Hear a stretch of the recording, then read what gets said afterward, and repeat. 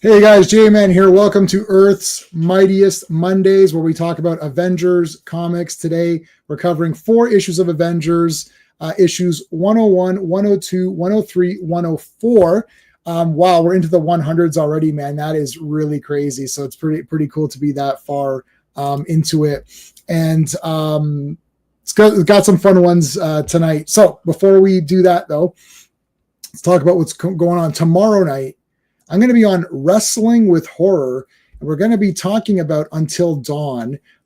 So I'm going to probably simultaneously stream that through my channel as well. It's a video game movie. I guess it's a horror movie video game from PlayStation, I think.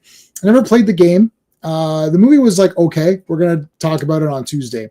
Wednesday, I'm going to be on the Action Elite Live, and this is my friend Owen's channel, and we're going to be talking about Firewalker with Lou Gossett Jr. and Chuck Norris. Have your Chuck Norris jokes ready to go. I am going to simultaneously stream that through my channel, so make sure you're ready for your Chuck Norris jokes on Wednesday. It's going to be a lot of fun. Friday, the return of Fantastic Fridays. Man, I just read all 4 of these issues, and they're bloody awesome.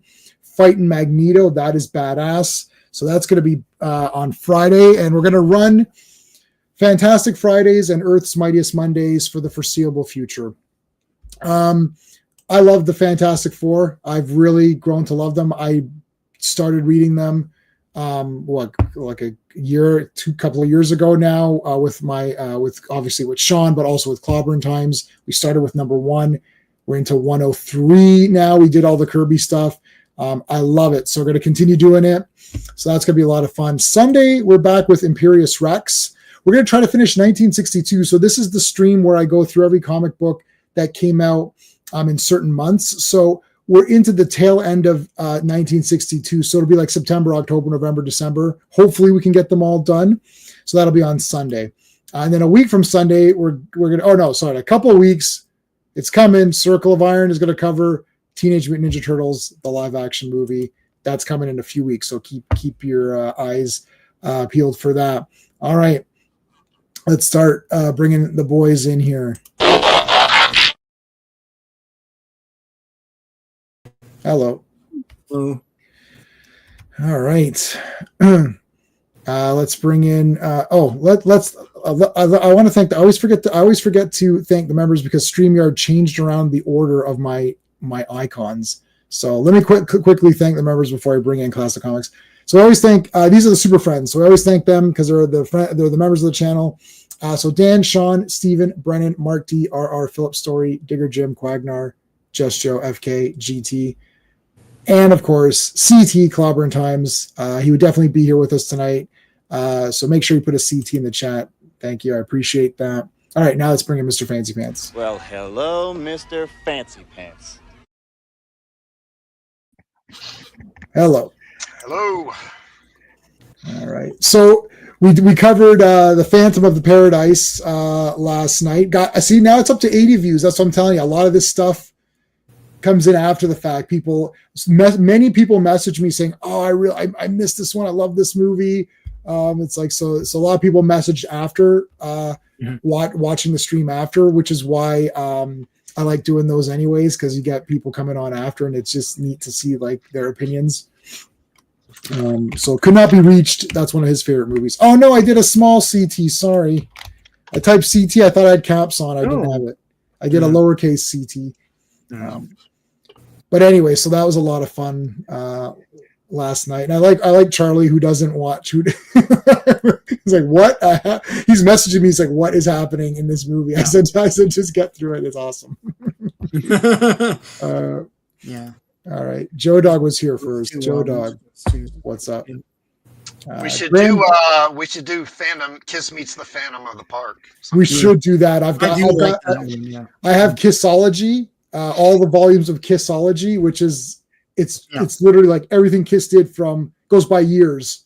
Yeah. So whenever they started 75, or I don't know when they started, whatever it is, right? So it's like 74, 75, 76, and then it's like 77, 78, 79. Like it's like literally that's how the volumes of the DVD. I've got the whole thing, and Phantom of the Park is on one of those. One of the DVDs. Graham Greene passed away. I did not know about that. Oh. Oh my God. Oh, is that fact check, Sean? I'm pretty sure. I thought he would have died by now. I mean, geez. Oh, that's crazy. Yeah, Graham Greene was awesome. He's got to be up there. Phil is here, and that's courtesy of our super friend FK. Thank you, buddy. Phil, Yeah. how's it going? Also, rest in peace to Christopher H. Bidmead, script editor on Doctor Who season 18, author of Logolopolis and Castrovalva in front. Oh man, yeah, Castrovalva is awesome. I like all those actually. I like all those stories. All good classic Who stories. Yeah. Phantom Outsider has joined us. 101 written by Harlan Ellis. Yes. Yep. We'll get to that. Source from the grave. Yeah. Yep. If that's not mentioned last 3 times, so likely suicide. Yes. You'll find a way. Yeah. Yeah. It's definitely, it says it on the cover. It says it inside. It's like you flip, you know how I remind everybody to hit the like. It's like, please guys, hit the like on the stream if you're watching it on Classics Comics channel or Sean's channel or my channel, please hit the like. Just like that in the comic, every few panels it says Harlan Ellison wrote this, just to FY, just to remind you. I did say member, I did. We got a lot of CTs. Thank you to everybody for the CTs. Okay. All right. So let me take a look here. What's going on? He was only 72. Oh, that's not that old. Well, yeah, as I say, he had a problem, right? He had a drinking problem for a while, so. Did he? Yeah. Well. But he was in 100 things here. I mean, he was on Red Green show, you know. Yeah. So yeah. They had to. His name was Green, so they had to get him on Red Green. Yeah, so they had to get Graham Greene, yeah. Red Green is great. The handyman secret weapon, duct tape. Yeah. Keep your stick on the ice. Yeah. I've got duct tape everywhere in this house. Like I was like, this is loose. Yeah, no. This is loose duct tape. You know what? The cover on my side view mirror broke, and I had to cover it with something, so I made a whole duct tape cover for it. And now it makes this ungodly sound when I'm on the highway. Like that, like the wind hits it weird. So, they've got all the different colors of duct tape, so I make sure it all matches whatever I'm doing. Like, it's like, okay, I need duct tape, get white if it's a white thing. So yeah, we definitely use duct tape here. It's like, average lifespan of a native on a reservation is 59. Oh my God. Yeah. That's crazy. The Avengers and people who have joined us every week noticed that the background, you see the background is different. I've got I changed it around to get the new new in there. No, the new logo above. Oh, that logo. I just changed the background so it's not white. So just to show that there is a change in the decor. No, I don't like this as much as I think this is better. Or do you guys? Yeah, this has always been what we've always done. Yeah. Okay. Avengers 101. Yeah. Avengers Volume 1, number 101. So the cover is by Rich Buckler and Frank Giacoa. The release date is April 11th, 1972, but the cover date is July 1972. The writers of Five Dooms to Save Tomorrow are Harlan Ellison and Roy Thomas. Penciled by Rich Buckler. Is that is he new to this now, or I don't think he was the penciler last issue. Inker is Dan Atkins, lettered by John Costa, and edited by Stan Lee. Yeah.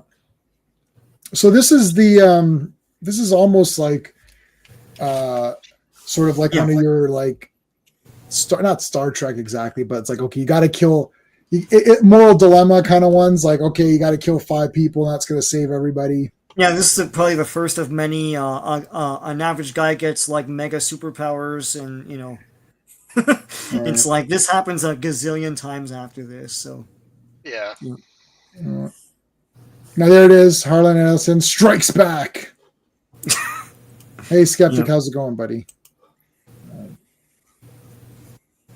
Yeah, Harlan Ellison was a comic fan though, because I can't remember the name of the show that was on YTV. Do you remember the comic show on YTV that had AJ Styles or whatever his name was, who was like 13 at the time? And then they go and they interview, but they went to his house and interviewed him, and he had a secret wall that could fold out, and you could go into a whole comic room and stuff. Oh shit! No, I don't remember Harlan that. Ellison's Awesome. house, yeah. Phil is saying Barry Smith at the last 3, so this is Buckler's first time. Yep. So there you go. 5 Dooms to save tomorrow. No Doctor Doom appearance though. But starting off with a nice action pose here of Thor. It's like, do your best pose here, Thor. Do your forsooth. Like, verily, I shall. I don't know. Let the games begin. They're like, holy shit, look how awesome. This guy's like, holy shit, look how awesome. Oh, sorry. This guy's like, how awesome Thor is, man. This guy's awesome. Yeah. What does God need with a starship? Yes, we know. So you have to get Star Trek 5. The final. That's Epic's favorite part in all Star Trek. It is. He mentions it every second. Oh, what does God need a star? He's so insufferable asking that question too. He's like, what does God need with a starship? Why wouldn't Spock ask that? You know, it's like Shatner gave himself the best line. It's like, why wouldn't Spock be the one to point that out? Yeah, ba weep grana weep nini bong. That doesn't seem like something Shatner would do. Well, I cannot stand for this for this assault. I mean, the dude was infamous for basically having scripts rewritten to give him more lines on the original series. Now that he's actually directing the thing, I mean, is it any surprise he's giving himself the best lines? Well, anyways, he's awesome in it, and that's all that matters. I don't know, all you guys are naysayers. I say thee nay. This is probably the first appearance of Nimrod, who would later be an X-Men villain. But yeah, so he's playing chess. Yeah. It's like way in the past he becomes that super sentinel or whatever. Yeah, I was wondering about that. Yeah, I don't think it's the same. It's not the same intelligence. No. Yeah. What does God need with a toupee? Yeah. So, okay, Iron Man here is there. Oh, what did FK say? Sorry. I'm trying to get a joking. Oh, this is he's talking to Fanti. Okay. So it's a chess computer, Nimrod. Yeah. And Nimrod is an insult, isn't it? It feels like it's a. I always thought it was. Yeah, it's like you're a Nimrod. It's like, ha ha ha. Now it's a computer. It's like, can it beat Anya Taylor-Joy? I don't know. Man, well, you have to. Then we got another blonde guy here though who's going to fight. Hello, Corey. How's it going? Hawkeye's outfit here is terrible. I think I have to agree with you. I'm going to have to. Not only am I going to agree with you, I'm going to super agree with you. Hawkeye is one of my top 5 coolest looking characters. I have a tattoo of Hawkeye. I love Hawkeye, but definitely not in this costume. And I definitely don't like him as Goliath. He's been Goliath for like a year or something at this point or whatever. Has it been 12 issues? Probably. Feels like he's been Goliath for a long time. It's been at least 3 streams or something, and we're doing 4 issues a stream.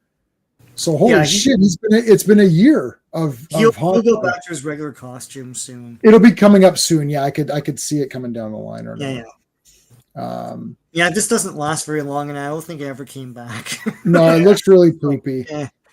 So here's this guy. This guy is the chess. Is he the Russian chess master? The Russian chess master or whatever. Yeah. And I guess back then it was a stereotype too that some Russian guy is like the best chess player. Yeah, that was on Saved by the Bell when Screech was facing that Russian guy in chess, and he's like, he practically created chess. It's like, back in this era, there was there was a lot of high profile chess matches. Kind of this big rivalry with what's his name, Bobby Fischer. Yeah. Who was the American guy, and then there was a Russian guy named Boris Spassky, who was like a world chess champion, and they had a lot of matches. I suspect that probably inspired a lot of this stuff. Yeah, There's a whole website dedicated to his toupees. Back when the world. I'm good, Corey. Thank you. Spend one night in Bangkok. Yeah. Well, there was the chess match in From Russia with Love in the beginning, and then the guy leaves the match, and that's a big thing in the book. If you've read the book of that, that was like a big moment in the book. Yeah. All right. So this guy shows up to play Nimrod. He visited McDonald's on his way in because he's chubby. Yeah. God. You were listening to the Rush 20. Yeah. I have not listened to much Rush, but they are awesome. So. Okay, so sit down. Let's play this game out here. And yeah, so as you said, it's a big thing with the chess. Now I don't know if these are real. I don't know if they're copying a real chess match and replicating it here, or if they're just doing anything. So, okay, move back and forth. Blah blah blah. Vision is in there. Now this is interesting. So the second he touches this pawn, so what's happening here is that the computer is doing certain moves. There are strategies in chess, and there's a lot of famous strategical plays and counters and that kind of a thing. So the computer does a certain, a couple of moves in order to predict that this guy's going to do this particular move to counter the computer's move. And when that happens, he touches one of the pieces. It's like the pawn or the rook or whatever it is. And all of a sudden, boom, falls down and is like, he's going to die. And they're like, what in the hell's happening here? So the crowd is like, what? Like, I don't think crowds get this rowdy at like chess matches. Yeah, but they're pretty pumped. Like soccer hooligans. Yeah, there's like a guy with like a chessboard painted face or something. Yeah, with a fake like number one finger on his hand. Like he's got one finger. It's not hiding his. Oh, he has no. He didn't have an identity for a while, Corey. He's been Goliath for about a year prior to this, so and everyone saw his face, so it didn't really come up. You watched Terminal List. I don't know what that Dark is. Wolf? Yeah, is that is a thing? Okay, cool. Can't make fun of fat people. You were never fat. I'm gonna cancel you on Twitter. Oh, yeah, I was fat, so I can do that. So that's one of my passes. I got a lot of passes, so it's good. It's good. I'm good. I've got a shit ton of passes. Native uncle pass. I can do native jokes. My wife is from India. My wife is like Indian. Boom, India jokes pass. I was fat, so that's pass. I got 4 eyes, pass, nerd, pass. Like, I've got a lot, man. I got the get out of jail free card. Anyone pulls me over, what's your problem? Whoosh card. Oh shit. Sorry, sir. We didn't know. You move along. All right, so these guys are all rowdy. They're like, what the shit happened? I like how all the Avengers are here. It's supposed to be a big event because, like, why are the Avengers all here for this? This is kind of like Captain America's like standing in a super pose. Like, he's still like, it's still Captain America, so he's got to like stand in like a cool pose. Captain Morgan, Captain Morgan. Yeah, he's the Captain Morgan pose. Yeah. Hawkeye's like thinking, what happened? Like, what the shit happened? Well, he touched this thing. Okay. Thor always jumps around. They need Batman. Yeah. They need a detective. They need Batman. Well, I you know what? I actually really liked this. He turns to Donald Blake, and Donald Blake is very useful here. Yeah. That's really cool. So they're getting the guy. He's having some heart troubles or whatever. And then it's like, okay, here we go. You have the Bat credit card. Oh, an actual Bat credit card. That's cool. He wanted an Avengers ID. I've got a Deadpool wallet. I used to have one of those, actually, an Avengers ID card. Oh, really? That is awesome. There's the butt shot for no reason. The big super iron butt. It's like the bat butt. The bat butt. I love how Donald Blake enters and it's like whoosh. Everyone's like, "Oh shit, it's DB." They're like, "Remember Donald Blake? I don't know why, but he crossed my mind just now." That's because I'm in this comic. He's busting in saying, "Gondor calls for aid." Yes. No, they should play like some wrestling. Play the big wrestling. Use the big theme. Yeah. Oh, it's Donald Blake. Like they start up the. I Like the am glass Mario. crashing is like, oh my god! Dun, Dun, dun, dun, dun, dun, dun, dun. Dun, dun, dun, dun. It's Donald Blake. So the chess piece was tainted with something. it was tainted with like I was trying to write I was trying to do some notes on this one, but I ended up usually when I start doing notes on these comics, I kind of get into it and then I forget to do the notes. That happened on Fantastic Four. I literally missed an entire issue of doing notes on it. I was reading it today. Today was we had a holiday in Canada, so I was able to read all. In the States, they did too. Oh, and they have it's the sale. Everyone has an holiday. Labor Day, man. Yeah. Well, I don't know. I don't know what labor they do there. So it's the same. It's the beginning of school for most people. I don't know. School's for nerds anyway. So those butterflies in your stomach it finally went away when I was in my 30s. Like before going to school, like, oh my god, school! Oh no, wow, I'll go to school. You don't go to school anymore. Love this Iron Man armor. Yeah, this is my favorite armor. Tony S. Stark. Yeah. Bobby is here. How's it going, Bobby? Star Trek 5 is better Into Darkness. That's obvious. Yes. Of course it is. First of all, this first statement is Star Trek 5 is awesome. And the next statement is Into Darkness is garbage. So yes, then obviously it's better. Okay. Donald, I like it. I like Donald Blake coming in for the save. So now this guy comes out of the machine. Yes. So there's a guy here. What was this guy's name? Leonard Tippett. Leonard Tippett, I think is his name. He got tired of running on that wheel. Yeah. Powering up the Nimrod. Machine doesn't work anymore. Look at this guy with he's got this poor guy's got this guy doesn't need he needs a toupee. He does need a toupee. This guy's so bald he needs a 3-pay. A toupee is not going to be enough. Well, so he comes. Yeah, go ahead, Sean. No, him and Jarvis can be friends. You know, can be bald buddies or whatever. Goes like that, yeah. The bald-headed league or whatever. They can the bald league. Men have called me the Vision. Oh shit! So this guy came out and he turned into this like gold creature guy, and then Vision came out. He's like, ha ha ha! I knew there's some bullshit going on. How do you like that?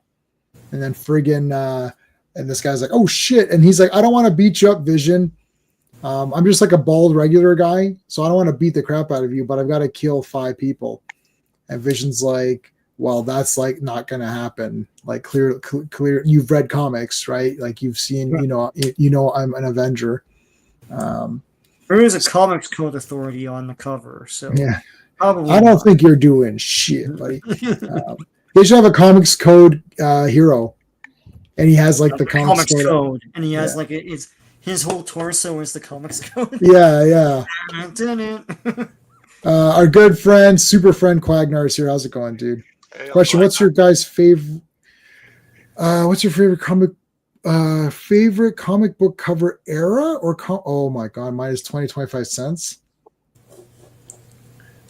God, I have no idea. I like I like covers that depict what's going to happen in the comic in a fun, cool way on the cover.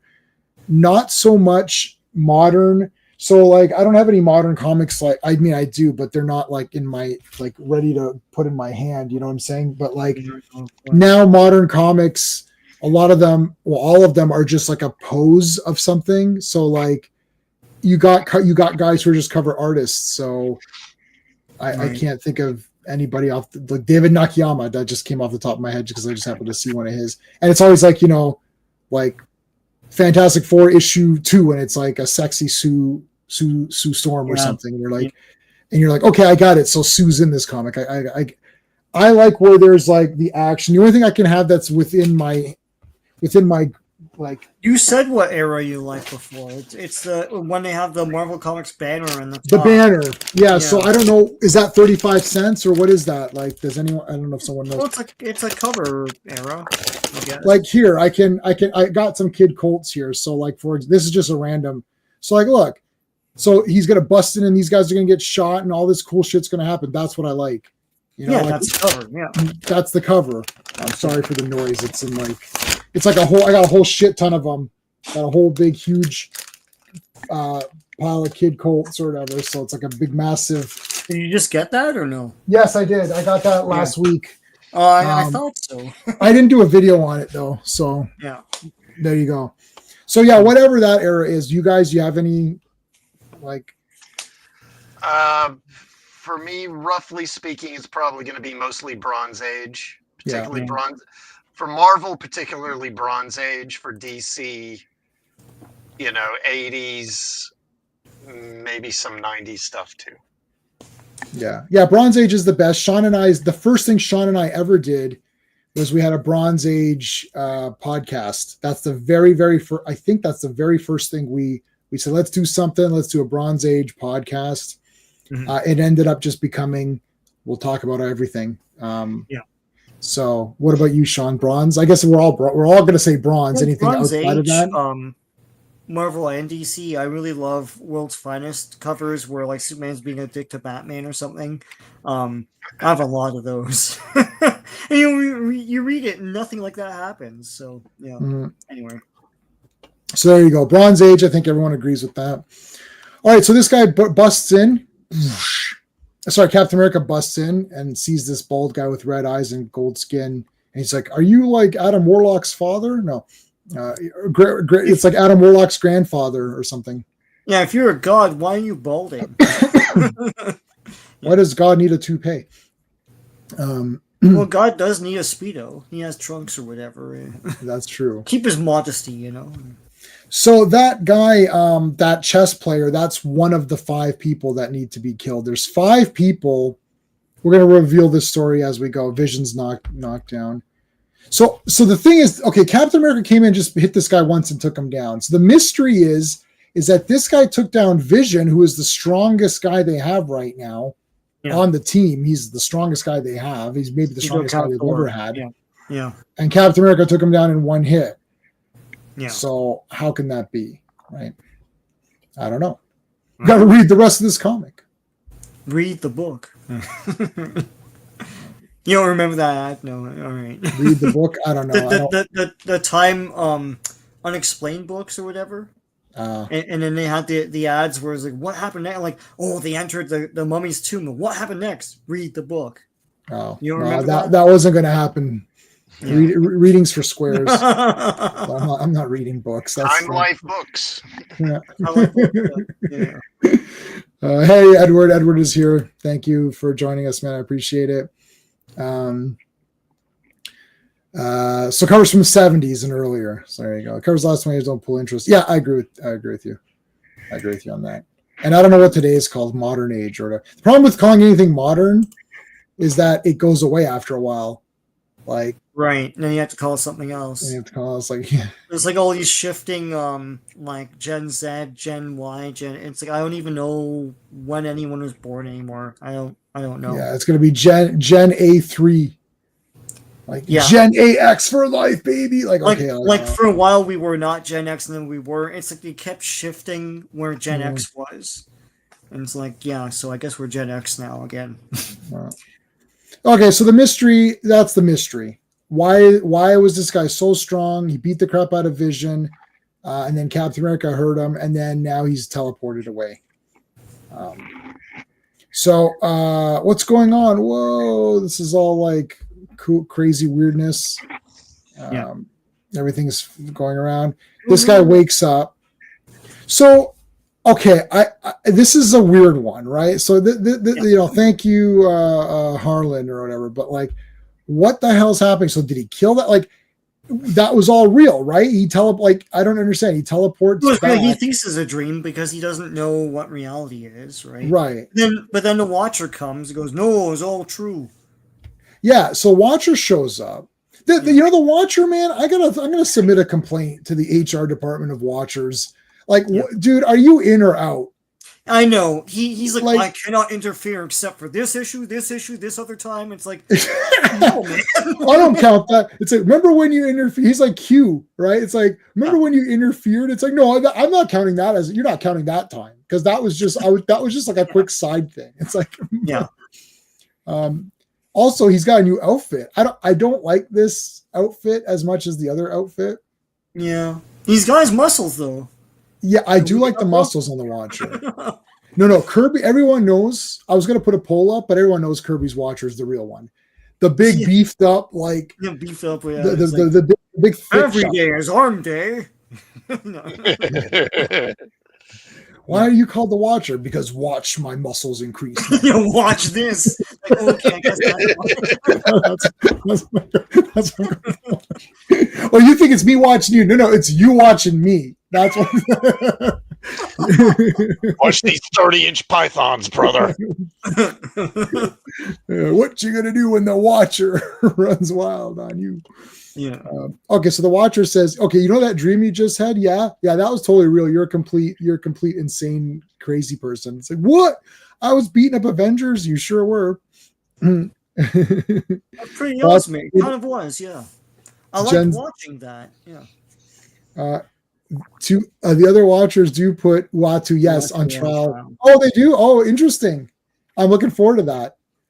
And listen, then, if they put him on trial, I'm gonna be with him. I like Uatu or whatever. He's and then Nick Fury shoots him in the head. Does he? Yeah, that's that stupid. Oh God, what's it called?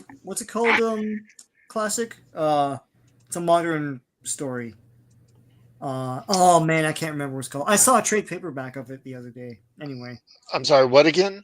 The one where Sergeant Fury turns out to be the one that killed the Watchers. Oh, Fear. Was it Fear itself? No. I don't know. I wasn't reading Marvel at that point, so it's one of the shitty 2010s stories. Original Sin. That's Original what it is. Sin. Yeah. Okay. Yeah. Sin, yeah, because somebody got it. Yeah. Ha, Edward, you're slower than Google. How do you like that? Your AI beat you. Original Sin. It was awful. I read the whole thing. I was like, why did I read this? You know what I did as a Google search? I said, "What is the dumbest ass shit in comics?" And that came up. And it came Original Sin. Oh, you mean original? It's like what you mean is Original Sin, where Nick Fury. I was like, that's the one I mean. That's he shoots him right in the face. AI is crazy. It's crazy. It's crazy. All right. Uatu was also tired. Oh, tried. Yeah, I believe in Fantastic Four. Yeah. So we'll get to that one. Yes. Oh, he's been buff for a while, Corey. This is like, it's all coming from Jack Kirby's. Yeah, the 80s version that we know is the skinny guy with the big head. And yeah. Yeah, I don't like that. That's the bullshit version. Rose. Yeah. As soon as I read the other ones, like, oh, that's the real version. Yeah. Yeah, I don't want these losers. Like, why is everyone such a loser? Like, I want him to be like a big pumped up guy. Yeah. All right. So, firstly, you wake this guy up. He had a shitty dream. Then you wake him up and tell him his dream's real. He hasn't even urinated yet. Like, give the guy a chance to take a piss. Like, when you wake up, that's the first thing every guy's got to do. So it's like let him take a piss. Let him, brush his hair a little bit, like, whatever's on the side there. Oh, it's like I'm just getting immediately bombarded by the Watcher here. Okay, now remember, if you don't kill these people, this is where I start to get confused. It feels like the Watcher is saying you got to kill these guys, right? No, the ending is confusing. So, okay. So at this point, he's like, you got to kill these 5 people. If you don't, they're going to all do some small innocent thing that brings about the end of the world with all this nuclear stuff. It is the 70s, so this is what we're afraid of right now. And and so, yeah. And anyways, all this is revealed to be something else later, but... yeah, so that's right, Walter Schwarzenegger. Oh, Bill, that's a great comment. I have to give you about Pink Ranger's smile. That is awesome. That is a great comment. Austin Powers, yeah. The trial happens in Captain Marvel's. Oh, so we won't be covering Captain Marvel. Watcher's been eating his he's been eating his protein. Yeah. Chicken and broccoli, baby. Yeah. And chicken and rice. Right? He was overpowered. He wiped the floor with anyone approaching. Yeah. Watcher's the best, man. I like the Watcher. If they made a proper Watcher figure, that's the like the Hulk Hogan, like Uatu Schwarzenegger, I would definitely get. Yeah, they won't do that. I think the default version is the one from the 80s with the skin and the weird robes and everything. And the skinny with the big head. Yeah. I mean, they had them in Guardians of the Galaxy 2, I think it was. Where where Stan Lee is telling them a story and then they're all bored by him. Yeah. Issue 2 of Cap is what he's thinking. Fanty's saying. Stan was telling him all the stuff he invented. So yeah, I invented writing. I said you can't have a comic without writing, so I invented the entire language. All right, so this is the flashback. The Watcher gives this guy all his powers. Now I want you to go kill these 5 losers. It's like, oh no, but there's women in there too. Well, listen, it's everything's equal. It's all equal rights now, so everyone can get killed equally. It's like, okay. It's like, no, I don't want to kill all these people. And then Watcher's like, well, if you don't kill them, then you're an idiot and the whole planet's gonna fry. So you better do it. It's like, okay, fine, I'll do it. I gotta go lift, bro. Yeah, I've already spent too much time talking to you. I've missed literally the other Watchers have already done 5 or 6 reps before I've even had a chance. Yeah, it's not lip day, it's arm day. So I'm taking off. It's not lip day.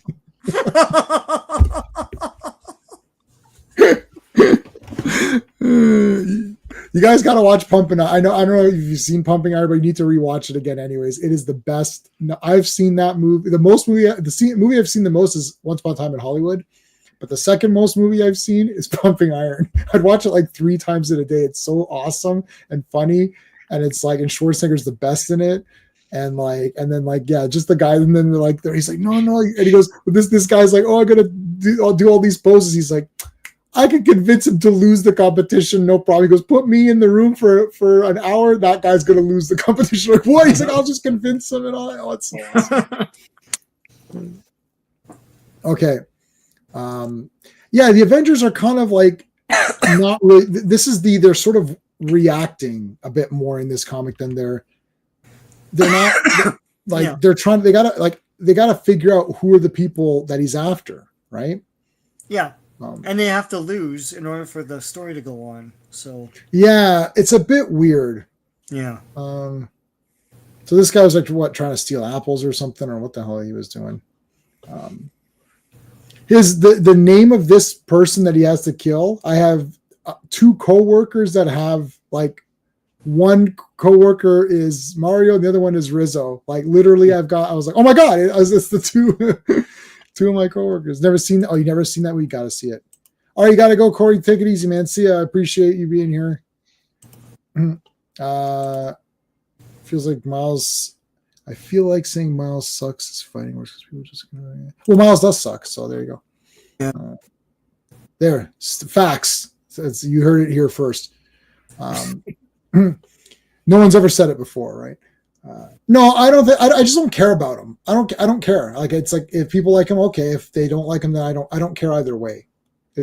It's like, they never did a good job writing him. I mean, he just fights just random Spider-Man villains rather than his own guys. You know. Right. So anyway, so officially he sucks, but unofficially I don't care. That exactly the facts. You came here for the facts, okay? I'm gonna rename my channel Facts of Life, and it'll just be like, I'll just give you all the facts. The good, you take the bad, you take them both, and there you have. except it's most like you take the bad, you take them both, and there you have the MCU. The MCU. Okay. In the world. Anyway, I don't know how they come to understand where everyone's located and how they get there so quickly. They're all over the world. So anyway. No, I was thinking about that too. I lost. I think this is a Harlan Ellison. Harlan Ellison. He might love comics, but he can't write them. I think he's. I can say that now that he's dead. Sorry. No, there's no like. like what happened? Like how did they get here? Like what is happening? Yeah. He's trying to put too much of like this big, story, this like morality and like, should they even stop? I think they even at one point maybe says, should we even stop? This guy wants to figure out what's happening. It's like, should we just allow it to happen? Yeah, but then Uatu takes the pressure right off, and then he exactly. It's very DC at the end. Like it is DC comics, but yeah. Yeah, they Superboyed it. It's like last the whole thing. The last 4 panels. Oh, it's all good. What? Like, what the hell happened? Like, you know how much stress I expended over this? Like, well, that's them's the breaks. Yeah. Well, he shoots at Thor here. Thor gets. Now, did this guy get shot? Like, look, he shot that guy in the face, man. In the face. But he's not dead. He's unconscious. And that's when the reader's like, well, if they're unconscious, they're probably not going to die. Yeah, I thought that too. Yeah. It's plot armor. Yeah. It's plot armor. I read Giant Size Kid Colt. Nobody has plot armor in that. He shoots everybody. And that's comics code. I'm telling if you want badassery, Kid Colt, I can't believe it. And then Rawhide Kid it teams up with them. First they beat up a bunch of guys and they team up and shoot a bunch of other guys. I'm like, this is like the best, man. It's like the best comic ever. Harlan Ellison called a backwater. Yeah, it's the African continent, like the entire thing. Okay. Oh well. No. All right, so he shoots the arrow, but he disappears. Now they teleport here, and he's like, "Yeah, they're really like they're getting there fast." Somehow, Vision's in Japan. Japan. Japan. Okay, so he's fighting with them. So Vision seems to be doing pretty good, but the guy gets shot. How did this? What the hell happened here? Okay, 2 arms are grabbed, and then he's shot. What yeah, and one hand's free somehow. I don't know. Yeah, I guess. Like, weird. I didn't retire Rachel Ziegler yet, but like, I won't play it. But anyways, it's weird. Then he teleports. It's like, okay. So now this guy's not knocked out. He's dead. Because why would he leave him then, right? Yeah. Well, but he's not. But anyway. So then they teleport. Then these guys are at this house, so they know where each person is. Like they know where each. Do you really need Quicksilver? Like, can't Quicksilver go on his own? Like, yeah. I guess they send. Yeah, Scarlet Witch is just gonna slow him down. Yeah. Unless he so here's. Something. Yeah. Yeah, this woman's like watering the big flowers here. And then she was literally standing there. He missed. Well, he got hexed, I'm assuming, to miss, right? But he's like weaker now, and he says that too, I think, at some point. Yeah. He needs to charge up or whatever, right? Like that's the whole thing. So Scarlet Witch fraps him. Fraps him. Yeah, sorry. I was like, what are you talking about? It's like he remains unfrapped. Yeah. Oh wait, 1 second here. I forgot to send this out. 1 sec. Message. I'm going to do this because everyone does their thing. 1 sec.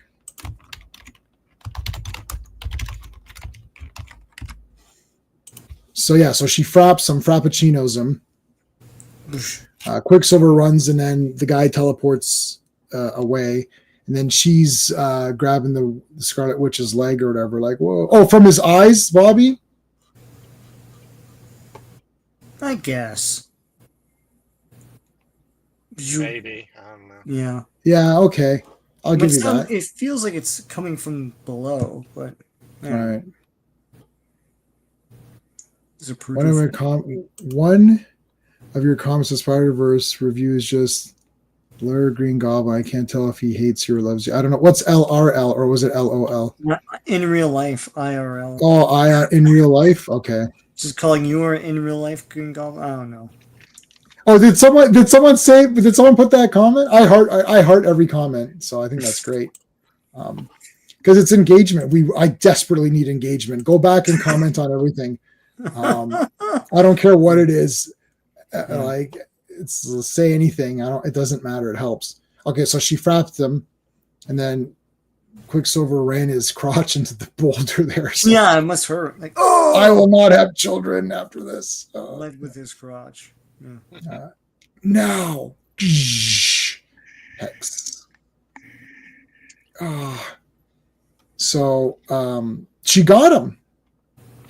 You got him. So actually, she was better than Quicksilver here. Yeah. Yeah. Looks like we blew it, crew. Like, speak for yourself, Iron Man. Yes, I don't remember you in these away missions. Oh yes, he wants to keep her away from Vision. That's right. Yeah. Yeah, that's right. I remember that. Hey, Corey, you're back. I'm back. All right, so they put this thing on him. Yeah. Helmet. He wakes up. He's like, firstly, why am I naked? And why do I have this like chest, this helmet? Then the Watcher shows up. It's like, Watcher, how was your workout? It was fine. I've added half an inch to my triceps or something. And it's like, but I don't like this costume. We're gonna have to do the rank the Watcher's costume stream or something. Free order my 28-day workout plan. I noticed. It's like Thor. I noticed you didn't order my workout plan. Odin puts me through. Enough or whatever. I don't know. It's like I don't need it. Cap, I noticed your arms are getting a little flabby there. It's like, we're not here to talk about that. 5 people died today. No, some of them got knocked out. They're not all dead. Yeah. Hold on, I have an explanation for that. It's going to take a few panels. Okay. Yeah. So no, you still need to explain this to me because I'm still confused. Okay, so he grabs Tippett. Yeah. And he's like, okay, like Tippett's in pretty damn good shape for being a bald guy. Like a bald old guy. It's like he doesn't have a paunch or anything. Good. He's got abs. Yeah, he's got abs. He knows how to use them. I got abs. I know how to use them. Yeah. So did he kill them or didn't he? I'm completely confused. No, he says they're not dead. So no. So, but what was the point of all this? Over it. So what I got out of this was Tippett has innate power that is way too powerful. So what Uatu or whoever this guy is wanted to do is run off that power by having him go on these missions to kill these guys. But really, they're not going to die. All he wants to do is run off the power off of this Tippett guy and drain him a bit. But he has to now throw him into another dimension where he can cause no harm to these mortals and everything, or something like that. So the guys are not dead, those 5 guys. But he made up this whole thing about the world's going to end with nuclear holocaust, and it's because these 5... Like, there's got to be a better way to run the energy off. Just say, you know what, I got to drain some energy from you. Okay, and do it. Like, I don't know Go ahead, Classic. Here. Anyway. Go ahead, Classic. What were you going to say? I wasn't saying anything. Oh. No, well, why don't you just put him in another dimension now? Like, why does he have to go on this fake mission and hurt these people? Yeah, this was so weird. I don't know what the hell was happening in this. Harlan, go back to reading comics. What are you doing? Yeah, I don't know, man. Yeah, you get pissed off at everybody else. And like, I read this, what the hell are you talking about? Yeah, anyway. He doesn't seem to understand that comics do still need to make sense. Yes, yeah. Yeah, to drain his powers on this quest. But why are you giving him a quest to murder 5 people? Like, why not give him a quest to, like, stop the moon from colliding into the earth or something? Like, make something like noble or whatever. Not like you have to murder because it's just like a weird like legion of superheroes kind of like, I don't know what's going on. The author wants to do one thing and then he says it's a twist and does another thing. I know, but like, then what's the point of your first thing? Right. Like, it was weird. Yeah. What's that guy's name? Edward Hamilton? Was that the guy who wrote the Legion stories that we were but he was also a sci-fi author. And, and he would do this kind of thing sometimes too. Yeah, I don't know why they think that comics need to have this goofiness to them. It's like, yeah. No, it's like they think they're making a point, but it's like, but as you see, they undermine their own point. And it's like, what, is this supposed to be a clever twist? None of this makes sense now. Yeah. Anyway. He became Stan Lee in The Other Identity. That looks like Bob Barker. At the end, there's some dialogue. He says, "And before you send me to the universe, make sure your cats are spayed or your pets are spayed." My Spider-Verse video is at 666. The number of the beast. Good. Yeah, Ed Hamilton. Yeah, he would always have these ones where it's like all this weird. I mean, Legion of Superheroes is all misunderstandings, and it's like, oh, Saturn Girl was just on her period or something. You're like, okay, fine. Yeah. Like, okay, fine. Yeah. Oh, I actually love those stories. I really love. There's a misunderstanding, and then the explanation is so implausible. It's like, right. I knew these aliens were watching us at all times, so I had to act bad. And then now they're not watching us. So now I'm like, what's happening? No, I love it. You got to read the Philip K. Dick short story. We Can Remember It For You Wholesale, which is what Total Recall is. Yeah. It's all normal until the last paragraph.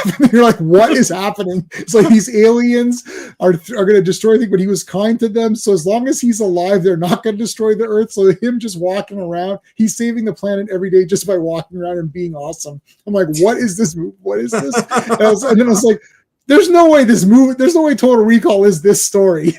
And it's not.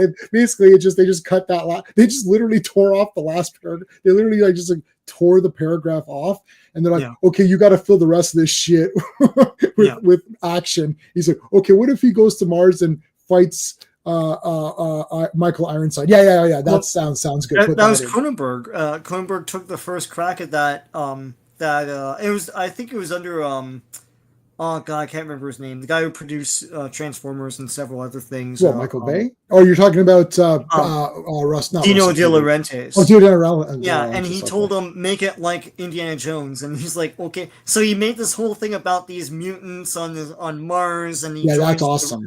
The rebellion, and then the Uatu thing from his version of the script. Of course, because it just feels like any body horror thing, it's got to be Cronenberg. that makes sense. Yeah. That the first half an hour of Total Recall before he goes is the exact story. Yeah, like that. Except he's not like he's just like a generic worker. He's not like a big muscle. Like he's not like working on the construction site or whatever. But otherwise, it's that. The wife's against him.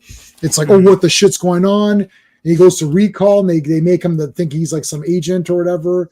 Mm-hmm. And otherwise, it is an adaptation. But then the thing is, then it's like it's so short though, because when those government guys catch up to him, he's like, yes, I'll forget. He basically how they said, oh, we'll put you. They're like, we want to make him forget, put him back with the wife, and let him forget this whole experience ever happened with Recall. And he says yes, but in the movie he's like F you guys, and he takes off and runs, and there's a chase scene, and then and then the rest of the movie plays out. But which means that all that awesome stuff is new. That's pretty awesome. For the movie, adapting something. Well, that's back in the day when they had talent behind all this stuff, and they could put all this imaginative stuff into play. It's really neat. Now, to think that all that stuff, there's an hour and 15 minutes that's just their own idea. That's crazy. And Quato, and as you said, all that stuff, that's all. Yeah, and the one guy that sweats and he shoots him in the face because he's that's not in there either. Yeah, the guy from Recall, he actually does the Recall things. Yeah. All right, 102. Let's go. All right, Avengers Volume 1, 102. The cover art is by Rich Buckler and Joe Sinott. Release date is May 16th, 1972, but the cover date is August 1972. What to do till the Sentinels come, which is revealed halfway through this comic. Written by Roy Thomas and Chris Claremont. Penciled by Rich Buckler and inked by Joe Sinott. Lettered by Sam Rosen and edited by Stan the Man Lee. All right. So just give a quick shout out to Darth Bane, who was former purist, free purist. He got really screwed for no reason at all. I have no idea why. there's been channels that are literally dedicated to like verbally destroying people, and they're fine. I have no idea why purists got nailed on this. So Darth Bane, I mean, I can put your link up if you want, if you need to. I'll put it up. Why not? Yeah. More sharpen.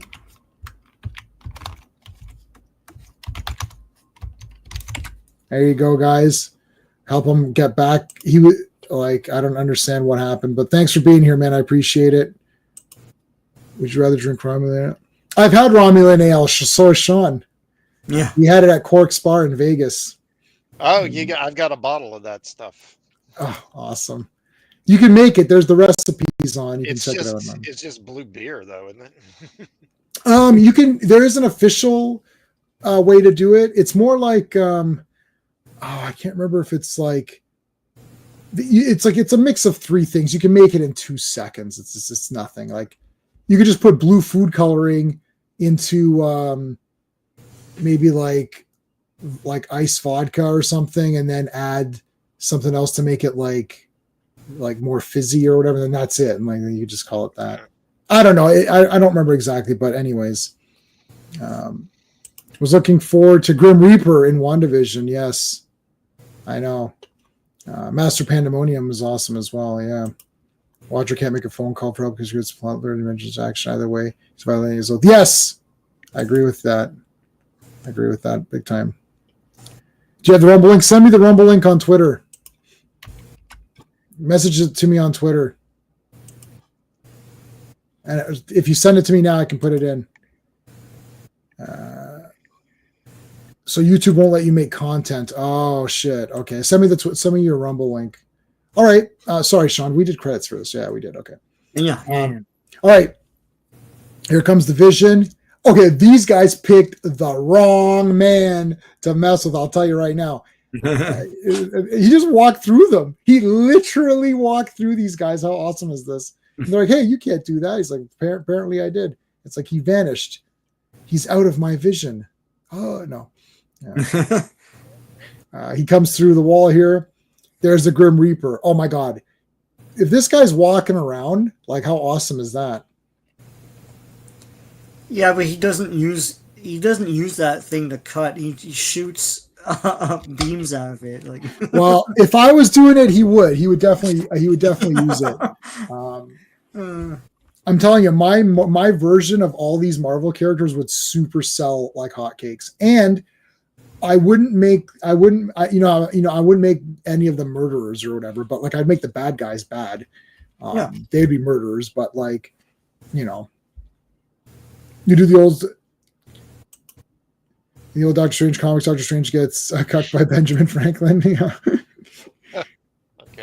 Okay. Yeah. So basically, Grim Reaper has a proposition to make to the Viz, and he's like, I want you to go into. They want to merge up Simon and Vision. They want to like get the body back or whatever. It's like, don't call me mad. So he just like nails him there. This is a great versus panel here. Yeah. Oh, the blue milk is gross. Yeah, I mean, they drank the blue milk in 1 second in A New Hope, and then they just made that into a thing. Like it was just a drink, guys. Like, fuck off. But then they show the cows that do the blue milk in Last Jedi or whatever. There are too many contradictory statements in this story. I mean, after that scene, who the hell wants to drink that milk? Yeah. Take 2 lightly squeezed Romulans and add it. No. Yeah. I love the Romulans, man. They're the best faction. Sneak around, cloaking, spying on people. Like, it's just so awesome. Unless you're J.J. Abrams and you make them like fucking warriors or something. It's like, oh, okay. Like, did you watch any Star Trek at all? Like, Anyways, He's ostracized now. It's like Yeah. you don't hear anything about him anymore. yeah, because he sucks. Hollywood finally realized that at the end, though, when it's too late. It was too late. Too late. So Wonder Man's body's there, preserved, I guess. Yeah, this is the first time they show that the Avengers have preserved his corpse and are keeping it, which is weird. Why wouldn't they just bury him? You know, he's supposed to be dead. I don't know. There's oh yeah, those two guys are the ones that kill Uncle Ben. And then after Uncle Ben's death, they name Rice after him. Yeah. Then later they changed the logo because it's bad for some reason. I don't know. Anyway, so he's thinking about Wanda. So do you think Vision would be like, well, if I go into Wonder Man's body, maybe Wanda will like me in this body or whatever, right? Anyway, I wouldn't trust Grim Reaper. Like, first, I mean, you got a skull on your chest, and you've got like a on your thing. So I don't know if I really trust you. He's in full costume here. He's like, trust me. It's like, he got this mega cape, and yeah. He's in a Michael Jackson bed. Yeah, the bear hyperbaric. What do you call it? Hyperbaric chamber. Yeah. Okay. After you're set on fire in that Pepsi commercial, they put him in one of these chambers or whatever. Oh, and then okay. someone took a picture and was like, "Look, he sleeps in a big chamber like this." Oh my god, that is awesome. Yeah, that's great. So Vision, my answer is no, I will not. And now I'm gonna take you in because you're a criminal. Like, yeah, or I'll just leave. It's like, oh, okay. These guys stood there, they're waiting. They're like, I knew he'd be back. I got to get his wallet. Like, he doesn't have a wallet, man. Did they not get? I guess they didn't get a good look at him because he went intangible. Before. They said that. So, they said they couldn't see. It was dark or whatever. They couldn't tell exactly what was going on. This guy's dressed for like a fall afternoon, and this guy's dressed for like sort of like a warmer day. Like they're not. Yeah, he could take it. He's a bigger dude, right? So that's true. You could take the cold. Well, it's like now. Some people are in coats. I'm still in a t-shirt, you know. Well, he was in a state of. Sorry, you're pissed. They didn't get rid of Aunt Jemima. They just what did they change it now? They changed it, right? The Pearl Mining Company. Well, Pearl, yeah, rolls right off the tongue. Well, he was in a state of cellular stasis. He was not suffering cellular decay, so they thought maybe. Oh yeah, okay. Yeah, sure, yeah. Black Terror. He looks like he's got the Black Terror costume. I thought that too. Yeah. All right, so these guys got their ass handed. You know what? These guys are pieces of shit. I like this. I like that Vision destroyed these two punk bitches. It's like, get out of here. Yeah, they're desperate to attack someone. They waited around. Yeah, they waited around. Oops. Here comes Scarlet Witch. Whoa! The silhouette. Oh, this is where he finally makes his big move. Yeah. You want to say classic? No, I wasn't going to say anything. This is the unmotivated pose in the moonlight. Remember in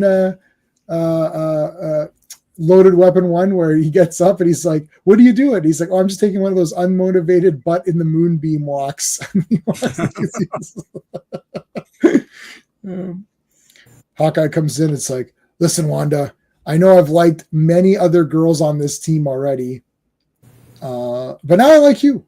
So you're the lady of the month here. And he's like, shh, don't say anything. I know you want it. And she's like, this is like mega Me Too-ish behavior. Oh, this is he's gonna get canceled. But right in front of Vision. All right. And then Vision walks in and sees Jack and Chrissy. And oh my god. Oh crap! I have to go. Wait, I love Vision. What? You love that? You love that Redskin guy or whatever? It's like, I love how he just says, "Why aren't you kissing me back?" Well, maybe she doesn't want to kiss you in the first place, dude. I mean, come on. Yeah. he just like came in hot. It's like, what the hell? Didn't ask or anything. Wait, this dude already replied to your comment? Okay, is that you?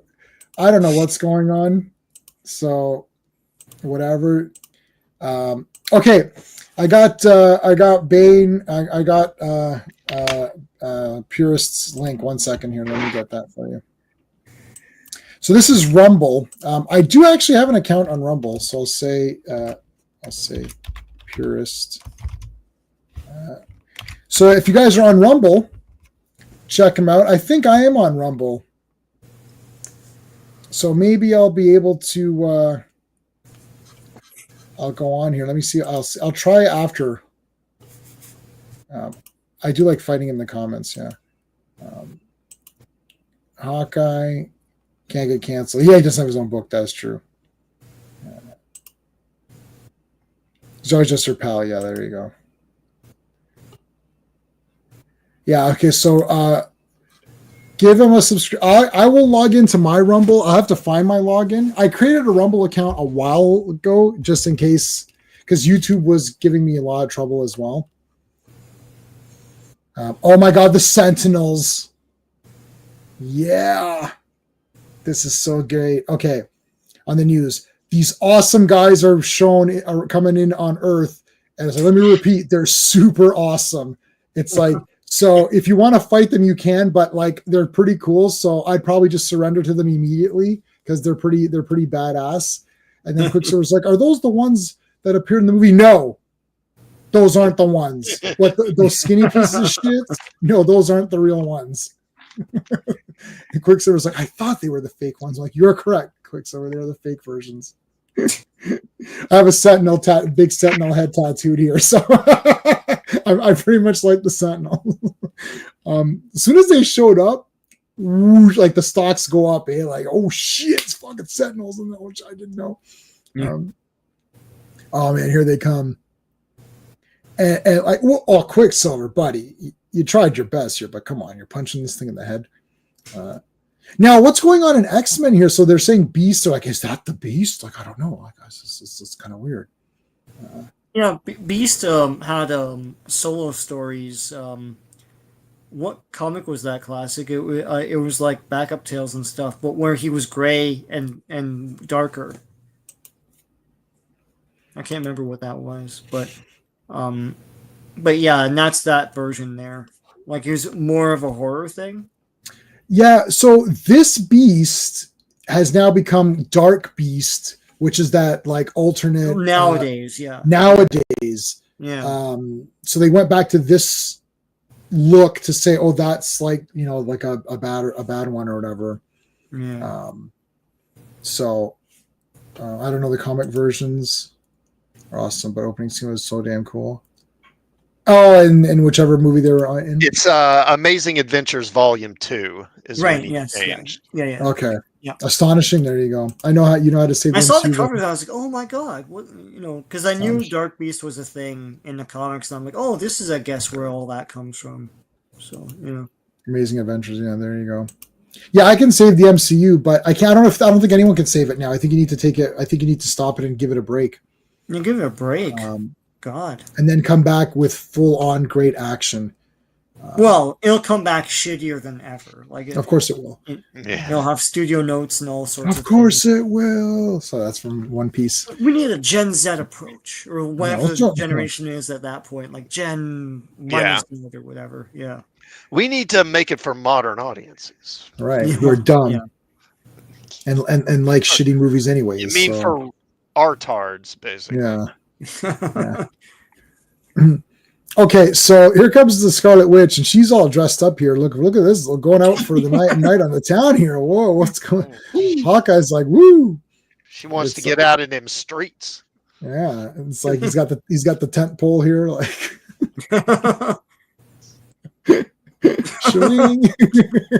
Maybe this costume isn't such a great idea. On second thought. That's probably why he changes. Yeah. And this is not really a apropos to anything, but When I was working at the VA, I had one of my patients. It was a guy, and he would always come in wearing a kilt.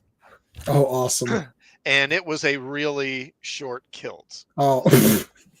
And it made me very uncomfortable.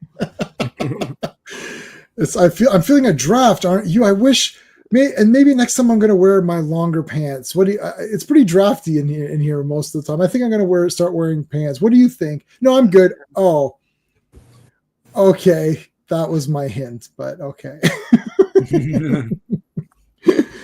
So he's watching her go out, and he's like, "Oh, she's going out," and he's like, "Damn, I wish I was going out with her." Jarvis, go make sandwiches. Oh, yes, sir. Okay. And he comes out. I like that Vision enters and leaves through Kirby Crackle. That's always cool. And there's a Sentinel coming to grab her. She's sitting at the park. Here comes this. You didn't hear that Sentinel coming up? I know. Yeah. Well, he's flying, I guess, before. Yeah. Yeah. Oh, he's got her though. Wait a minute. That looks weird. What? She is not that long. I know. I that looked weird to me too. Yeah. Yeah. Oh my dear. Where are these legs? Like her knees would be here. Yeah. Like, what is this? Yeah, I know.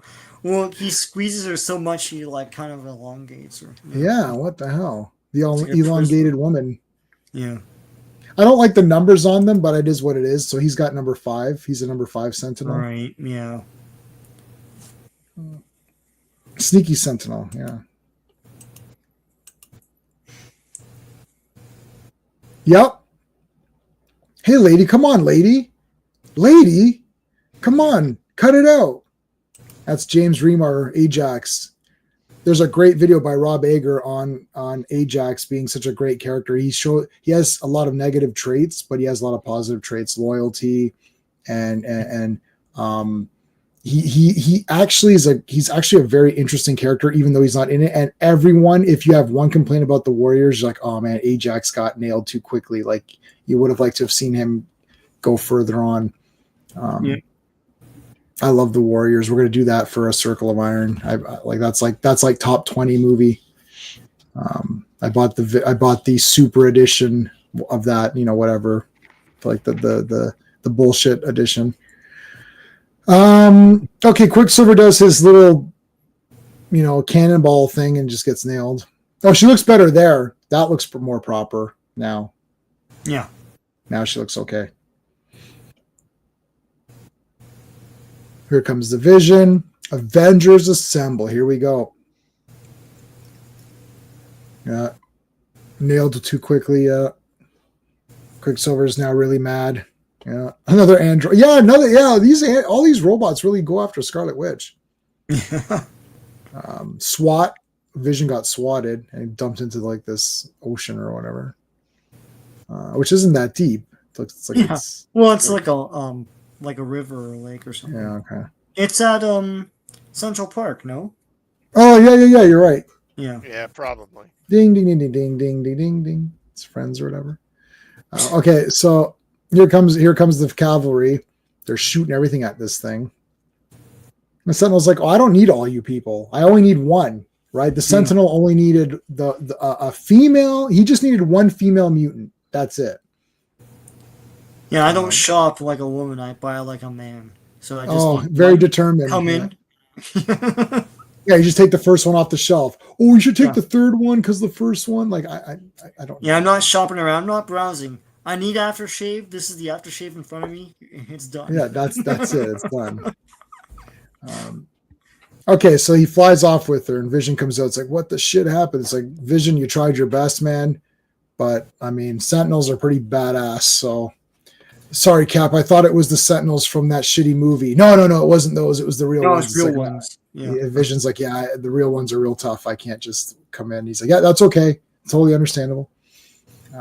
Quicksilver's like, I should have been able to beat that Sentinel. It's like, listen, it's tough. And he slaps his hand away. Don't leave me alone. I have to go off on my own and be. The Avengers continue. Well, the Avenger did the Avengers handle it now? No. Well, then shut the F up. That is awesome. He's That's what got he say. He's like, well, you didn't handle it just now. So what are you talking about? Yeah. Yeah, you didn't handle shit.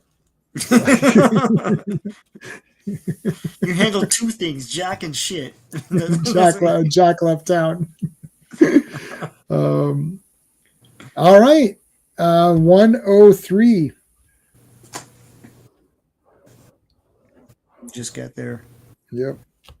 Okay, so while you're doing that, guys, remember we're streaming this through all of our platforms, all three of our channels. Please make sure you're subscribed to all three of us. We would really appreciate it. The links for all of our channels are in the description of this video, and I'm posting them in the chat as well. So we really appreciate if everybody would subscribe to all three of us, help us all grow together, and be as formidable as a sentinel. There you go. All right, Sean, you ready? All right. Avengers Volume 1, number 103. Cover art is by Rich Buckler and Joe Sinott. Release date is June 13th, 1972, but the cover date is September 1972. The Sentinels are alive and well. Written by Roy Thomas, penciled by Rich Buckler, inked by Joe Sinott, lettered by Sam Rosen, and edited by Roy Thomas. Maybe Hawkeye's new controversy. I was trying to say something. So then, as you're saying that at Amazing Adventures, it says that.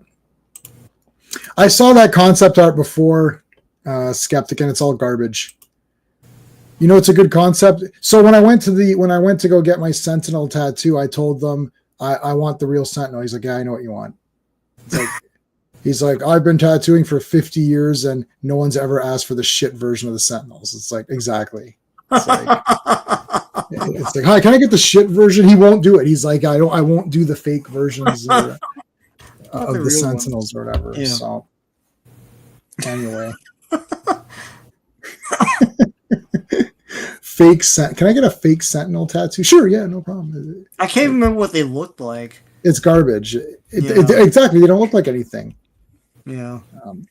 All right. Hey, Thor, did Thor's chair change in the back? I thought it was a hammer before, but now it's like a lightning bolt. Yeah, it was.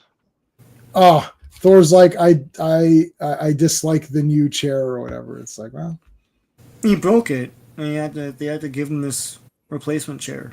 I don't want the Flash's chair. That's a whole other company. Yeah. Yes. All right, so they're sitting. Here comes Iron Man, probably in his best version. Thor. These are all the best versions now of everybody, except for Hawkeye. But these are all like the good versions of everybody. Yeah. And Tony Stark's like, God damn it, these damn Sentinels or whatever. Oh, I don't like his neck. I didn't realize his neck was his neck. His neck shouldn't be yellow. Yeah, it's a miscolor. That's just a miscolor, right? Yeah, okay. Because I was like, what the hell? That's weird. Quicksilver running through traffic. You just call him Muty and he gets mad about that, but you cut that guy off. The stinking Muty. I know, like that's the thing. When people are angry and they're pissed off and they're having a shit day, you can't hold them accountable for this kind of stuff. That's why I don't like this modern thinking of it. It's like people lash out and they look at the first thing they see or whatever it happens to be and they make fun of that trait, and then that's just what it is. It's like it doesn't mean that they're, am I the god of chairs? Yeah. Bring me another chair, yeah. The Sentinels strike. Yes, they have a good union here, right? They're on strike. Yeah. We want more upgrades. Empty. Damn it. So Quicksilver goes to Trask's. Is it Trask's son, I think, is in this one? Or is he in the next one? Yeah, I think he's in this one. Yeah. So he goes to he thinks he knows where they are, but they're not there.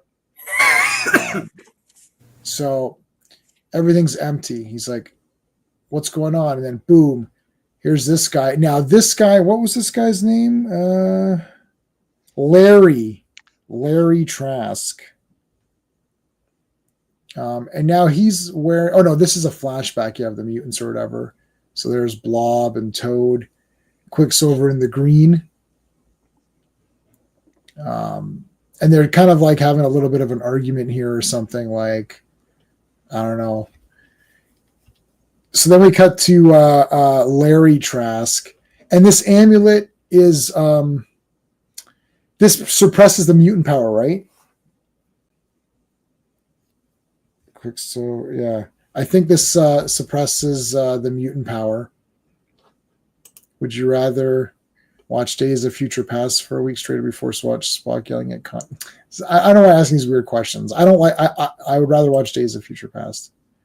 The silly part is that Quicksilver runs into their old base, but if he said, "I know where the base is," Thor would have instantaneously teleported the whole. Yeah. He could have just told. Yeah, he could have just sent everybody there. My favorite Sentinel design, just the normal one, the regular Sentinel. Yeah, so he has precognition, and the amulet keeps it because like Trask doesn't like mutants or whatever, right? Hey, it's the snap. That's the Thanos snap.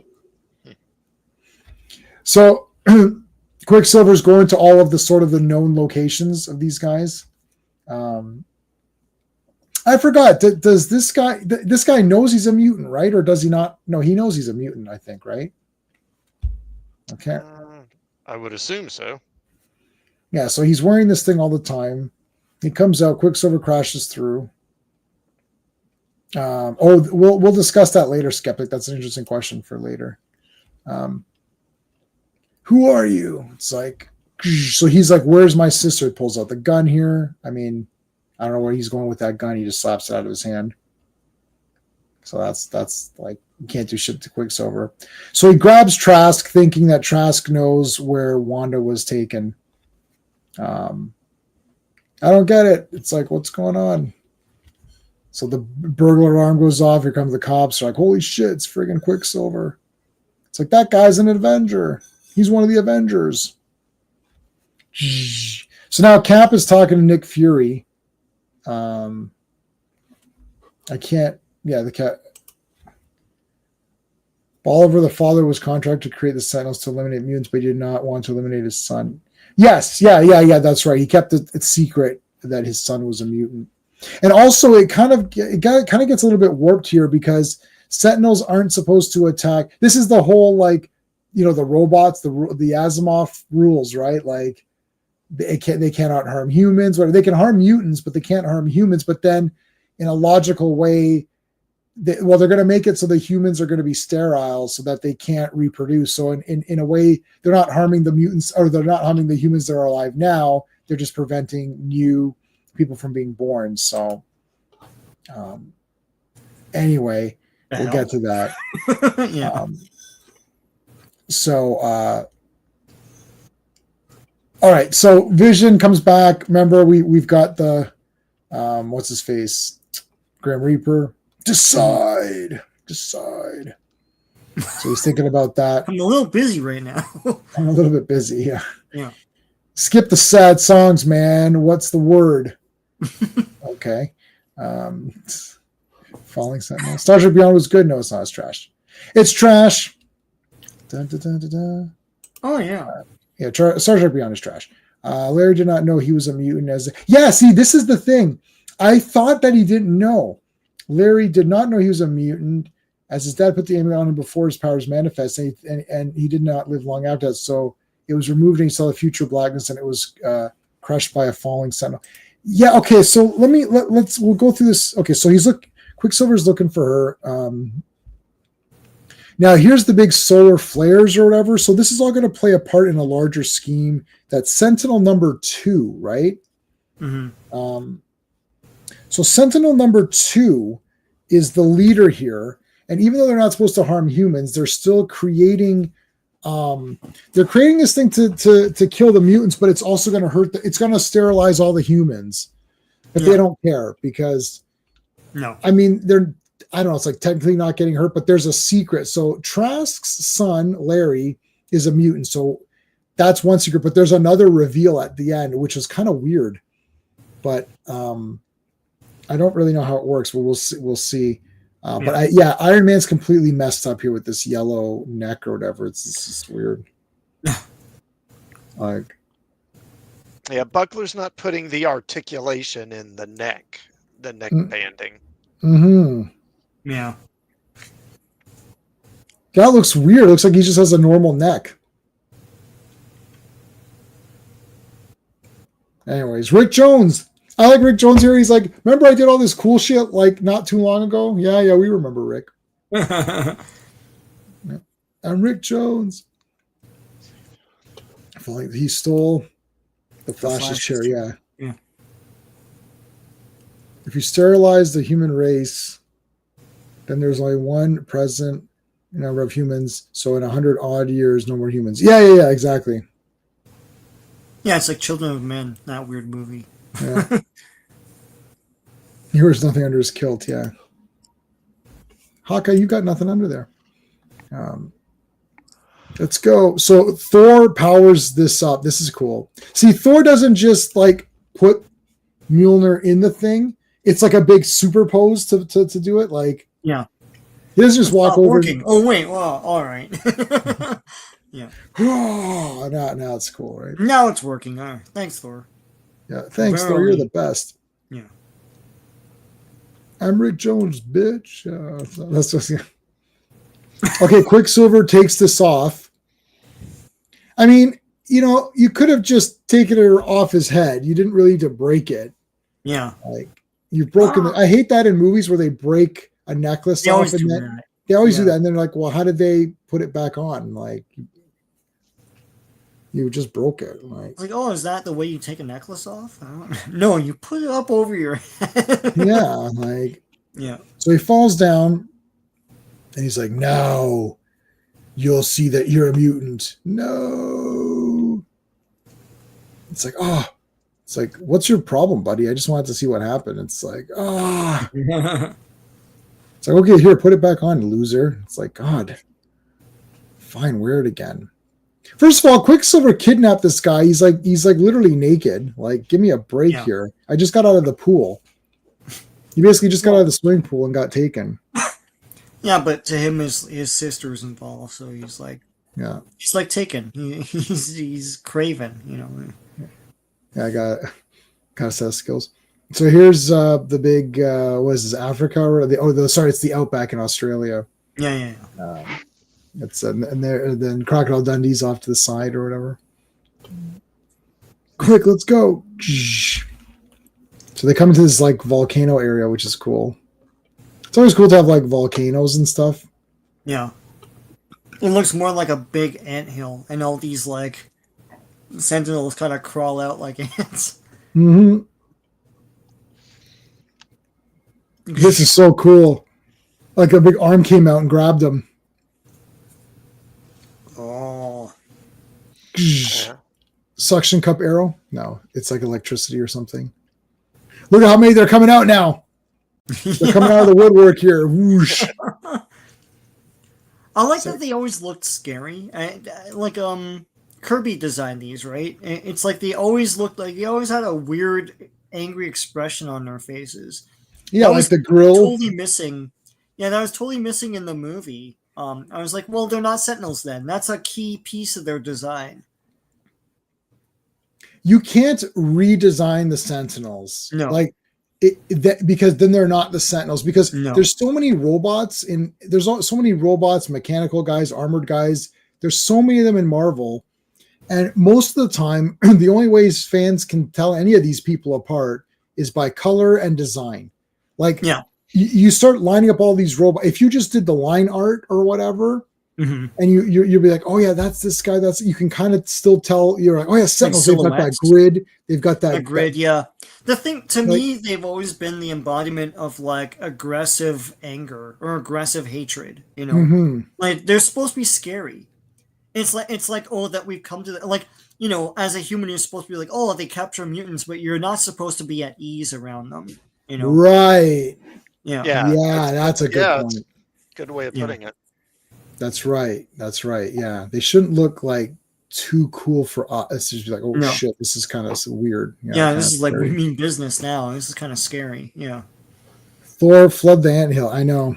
Yeah, they're like the anthill.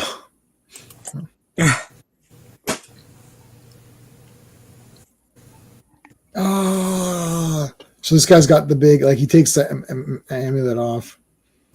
I see the MCU phase is getting worse as they go. Yeah, we take over Hollywood. Oh yeah, but then things get kind of shitty. Oh, isn't that what's they underwrite characters anyway. Yeah.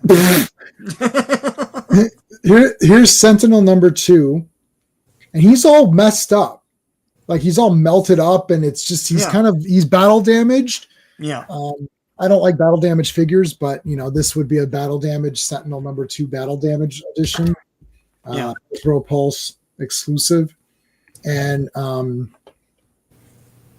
it's like, no, what's going on? So he's seeing all this crazy shit. The world's gonna end. Well, not till next issue at least. Boom. What did you think? What did you think? We're gonna tell you what's gonna happen on this one? No way. All right, final issue of tonight. Let's do the credits. All right, Avengers Volume 1, number 104. The cover art is Rich Buckler and Joe Sinott. Release date is July 11th, 1972, but the cover date is October 1972. With a Bang and a Whimper. Written by Roy Thomas. Penciled by Rich Buckler. Inked by Joe Sinott. Lettered by John Costanza and edited by Roy Thomas. All right. Scarlet Witch front and center. Iron Man's got like busted armor here. Thor's fallen over and lost his cape. Like, shit, my cape got blown off. The Mighty Avengers, yep. Hold on, we've got to run. This guy's like, whoa, holy shit, what the hell's going on out here? Stanley presents a comic he had nothing to do with. No. Being a mutant myself, we always fear the Sentinels, yes. They do not observe due process, yeah. I demand a lawyer. It's like, hey, I didn't know this. This came up on my feed where, it's like in America they have the right to remain silent and whatnot. You have to actually say that I choose to remain silent. Oh yeah, that's what this lawyer thing. I know this popped up saying like you have to say. Like, people say I plead the fifth or whatever. Like, It's like you have to say I want to remain silent. You don't just remain silent. Yeah. Right. Like that's what this guy is saying. He goes, you have to maybe you don't have to, but he goes, you should verbalize saying I choose to remain silent or whatever. Really, I dropped my pad. Hold on. I dropped it again. Jesus Christ. Butterfingers. Yeah, god damn. It's not even Butterfingers, it's margarine fingers. It's even worse than that. So what if you're a mule? Then you're in trouble. A mute? Yeah. Oh, mute. What if you're a mute? I thought you said mule. What if you're a mute? Then I don't know, Skeptic. They shoot you. What do you want me to tell you? This is the Roy. Sorry, this is the last issue. Roy Thomas writes. Yeah. Well, Steve Englehart is awesome. Yeah. Mm-hmm. So,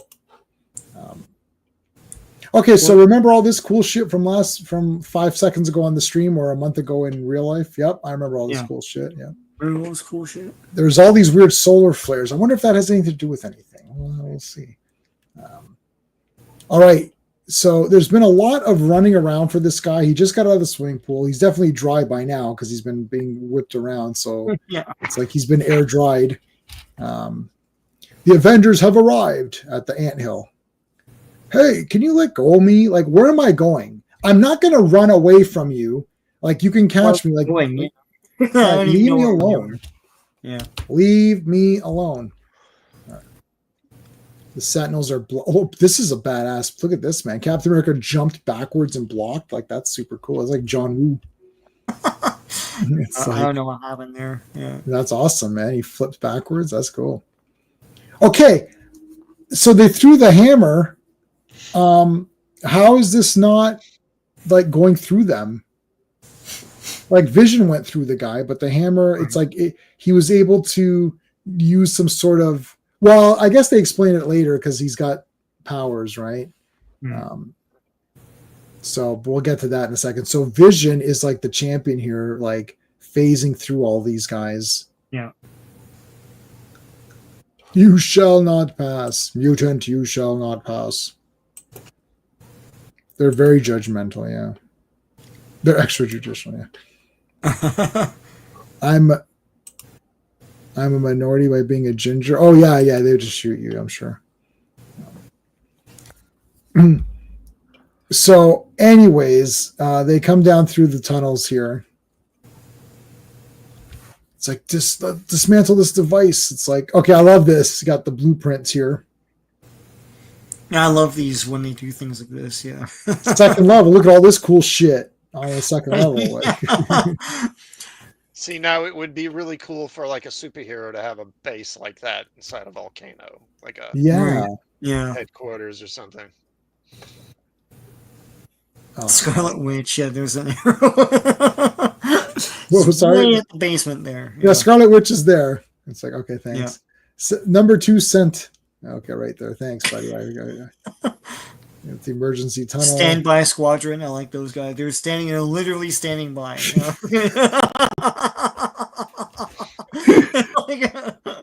Sentinel standing by to take your call now. So I guess they go up that chute over there, up into the other guys, like into this this other area with these other science sentinels here, the laboratory, and then they have to go up this other chute to get out. Yeah, these guys like, I wish we could go to the second level. It's much cooler up there. We're just like standing around here doing nothing. Like, we don't have mutant life storage tanks down here or anything. There's nothing. It's just white space and that's it. We're literally standing in a white room. Like Vince Coletta inked that room. There was bullshit back here, but he just erased it all. He didn't want to work on it. Like, it's just a standby squadron. They don't need anything in there. Just buy 4 sentinels and it's like, oh yeah, how come you have 4 sentinels on your shelf? They're a standby squadron. Have you never read Avengers 104? Like, yeah, like hello. Yeah. Everybody needs standby sentinels. Like, all right, so they go down into the tunnel. Sentinel 2 is army building with his. Yeah, you're right. Yeah. It's army building. Yes. I was gonna do that. They had the cheap. I bought the cheap Sentinel. I've got the big cheap Sentinel above there. The one that belonged to the 3 3/4 inch line. Yes. Yeah. I've got that. I actually didn't buy that. I should buy those to complete. They're neat, and buy a whole bunch of them. You have an whole army of them. Yeah. All right. So there's the Sentinel. It's like, Sentinel, your face looks like it fell in the cheese dip back in 1957 or whatever. For whatever he says in They Live. Yeah. You're all right. This one, real ugly. So it's like, oh, you make fun of my looks, eh? Scarlet Witch, she's tied up, and he's like dressed her in other clothing because she was not kidnapped in that outfit. Or maybe he took her belt off or something. This is my sick fantasy. What? Huh? Yeah. Nothing. Yeah. Yeah. So mutant. They should have made. Yeah. The first Transformer. Mutant Transformer. So this goes into here, and then shit from here goes into here, and then shit from here gets shot up into the shit up here, and that's going to sterilize everybody and kill mutants. It's like, oh, okay. It's like that's like the blueprint. It's like they should have made it like a dress though. But they needed her. That's kind of fun. Yeah. Like not Quicksilver or some other asshole mutant. Like this one. They do say they need a female though. Yeah. It could be any mutant, but just a female mutant. Mm-hmm. Well, it's interesting because eventually, in the House of M storyline, she gets rid of all the mutants using her powers. Right. Oh, so there you go. No more mutants. Yeah. That was a foreshadow, an issue. That was a 104 shadow. Who? Number 2. I don't know why his is in red and the other ones are not. But he's melting away. I'm melting. Yeah. What are you doing? These solar flares are pretty shitty. They're interrupting the latest episode of Benny Hill or something. It's like, 1972. Yeah. I don't know. It was Archie Benny Hill. Bunker just debuted. No. Yeah, what's going? And you're sterilizing people. Damn it! Like, yeah, what the hell? It's like, well, humans are trash anyways, but you're not supposed to kill humans. That's right, we're not killing them, so it's fine. No, we're not doing that. All right. The friends. Sorry. Sentinel's going to attack mutants because they have powers, but they can't detect gingers. That's right. The female of the species is more deadly than the male. Here to record with power supply. Yeah, that's right. You think it would be on the lower. Oh yeah. She has like dark hair now. Yeah. Reruns of Star Trek are on, yes. Hello, Devil Flyer. What's going on? That is a very cool avatar. Okay. He's just shooting everything at these guys, like. So they're going to blow it all up. There's Trask. Larry Trask. What are you planning to do, Quicksilver? Oh, I'm going to do something really cool, like bust this shit up. They break into the vault here. Whoa! A Sentinel sooner than I expected to find one. All right. Hear me, robot. It's like, let Wanda go. And he tries to just smash them. This is a great panel here. Yeah. Thrum. Whoa, he just barely jumped out of the way. Trying to grab him. Spawn of the Atom. That is awesome. The Avenger can't win? No. Smash. This is actually pretty awesome. I mean, the Sentinel's going to destroy its own base, though, because he's just running around and he can't really hit him.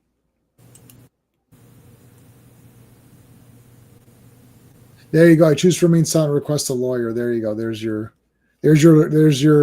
Even though I'm in Canada, there's your American legal tips. The first convention was in 72. Awesome. Star Trek convention, yeah. Oh, yeah. Yeah. If you can dodge a wrench, you can dodge a Sentinel. Yeah. Well, he ran into a door here, but he got friggin' froomed or whatever.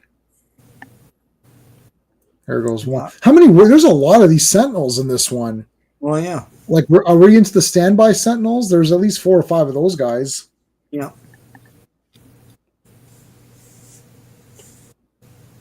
So there's number 6. I'm trying to see. Is that number 4? You think this is 4, right? 4, 6. Well, there are 4, 5, 6, 7, 8, 9, 10. There are 10 in that diagram. Shit. And number 2 is the leader. So maybe So 9 if you don't count number 2. Yeah. Yeah, so maybe there's no number 1. Yeah. Number 2 just took over. If number 1 is destroyed, number 2 takes over. Is that how it goes? I don't know. I just this was badass. He's like destroying the back here. That's cool. Yeah. I mean, this is really cool. It's always cool to see a bunch of little guys fighting a big guy. Yeah. Like, no matter what, right? That's always a neat. But Vision's gonna Vision has so far done the best against these guys, like better than Thor, and better than the X-Men, really. Right. Could the Avengers? I guess it depends which Avengers and which X-Men. When you say could the Avengers win against the X-Men, it'd be depending on. Well, back in these days, it would definitely be the Avengers. Oh, for sure. Yeah, like Thor and everybody, like Thor and Iron Man. No way. Like, you're not gonna beat that. Yeah. See, there's one is giant size. It's 75, right? So we're still a ways. Yeah. In fact, at this point, I don't know. They're probably getting close to cancellation if they aren't there already. Right. I think so, because they mentioned that Beast, like that whole Beast thing. Yeah. Really, the X-Men is like an okay comic, but once you start giant size, then it's like super pumped. Like that's where all It's the one of the cool great comeback stories of comics because Yeah. people forget that and Hulk because people forget they were failures when they came out. Mhm. So, yeah. This is when he met Crystal. Yeah, Fantastic Four. Oh yeah, Fantastic Fours are starting this Friday. These 4 issues are awesome. Kirby's gone, so that's a big loss, but they're still pretty fun. I think Fantastic Four is my favorite comic of all the ones that we've been doing. For me, the glow Pietro sees is important. Oh, okay, Soul Glow. all right. All right, so there's number 2 Sentinel explaining what's going to happen. And then he just shoots the shit out of them.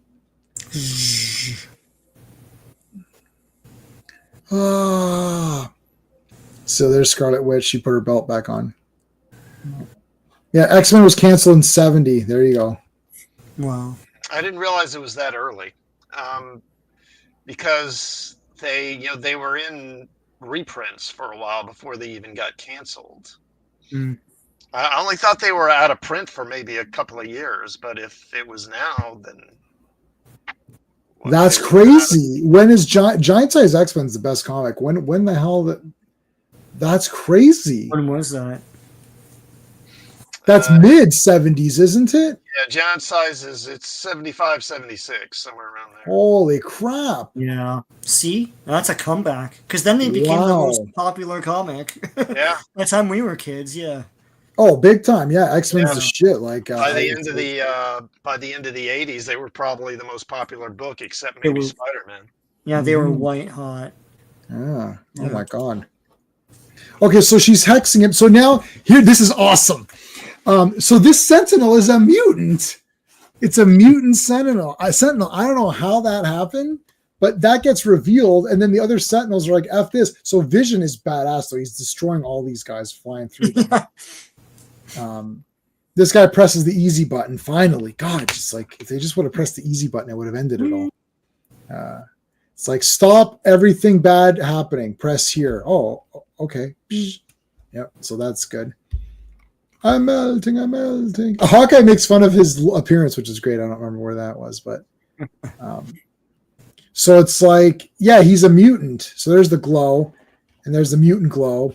So now it's like, shit, I'm a mutant. It's like, yep. So this Sentinel is a mutant.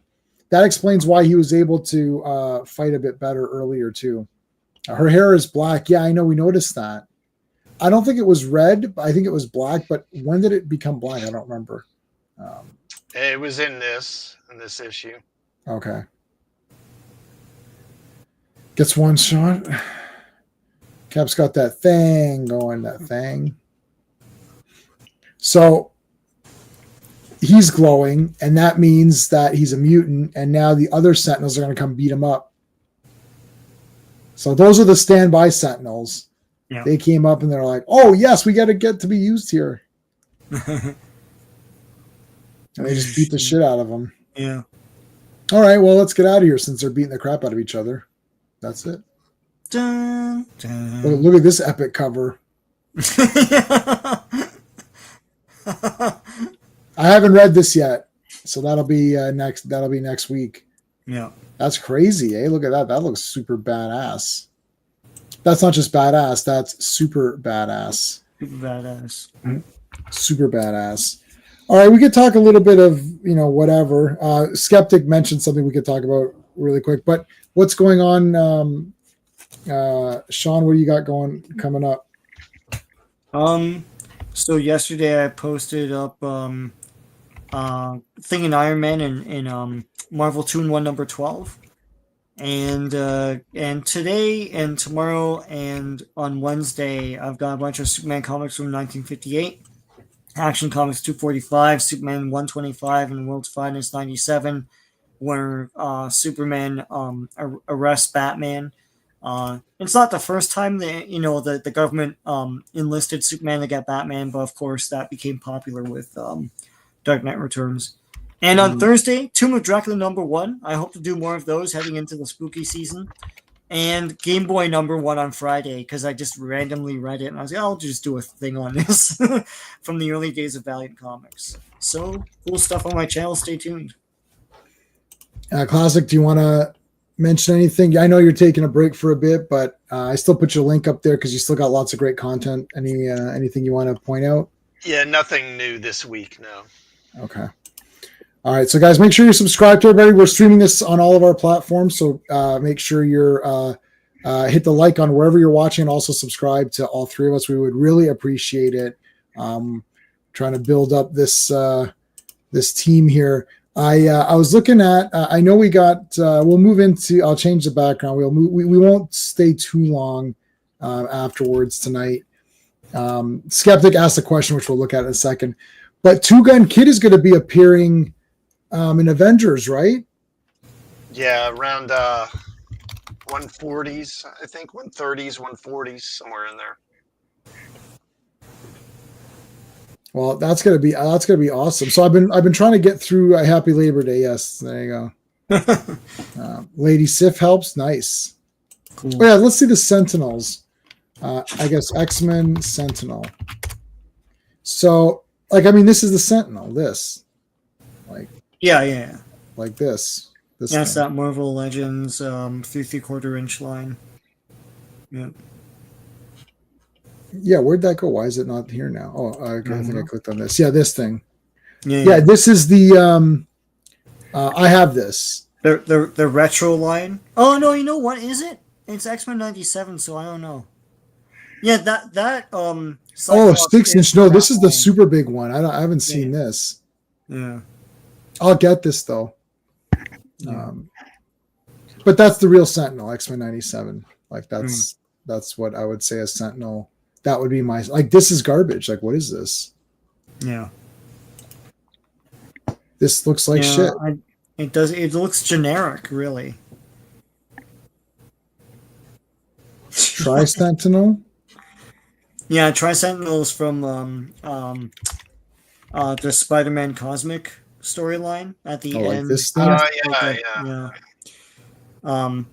That's Loki was the one that brought about the Acts of Vengeance, and at the end, when he's found out, he creates the Tri-Sentinel as a final FU, and then only Spider-Man can fight him with his cosmic powers. So, is anyone getting this? I know, Classic, you're not, but Sean, are you getting Spider-Man 94? No, it's not going to be good. Yeah, it's based on the cartoon, no? Yeah, it's based on the cartoon. But it doesn't even have the art style of it. So not really. Can't see any pages from it. I don't even know what Spider-Man's dressed as here. What's with the shoulder? It's so weird. Yeah, we don't see the inside. It's kind of it's not really. Yeah, it's sort of. I don't know. I might check it out. I'm not gonna. I probably will just get it on digital. But yeah, the thing is, the Spider-Man comic is so garbage right now that they have no choice. Well, also, I just don't trust them. I reviewed Doomed #1. This one. Oh, wait. Doom 2099. 2099. Yeah. 2099 #1. So yeah, I read this and reviewed it. I'll review that Spider-Man 94, Skeptic. I'll review that. Oh, I gotta take 2 pills and then call my doctor in the morning.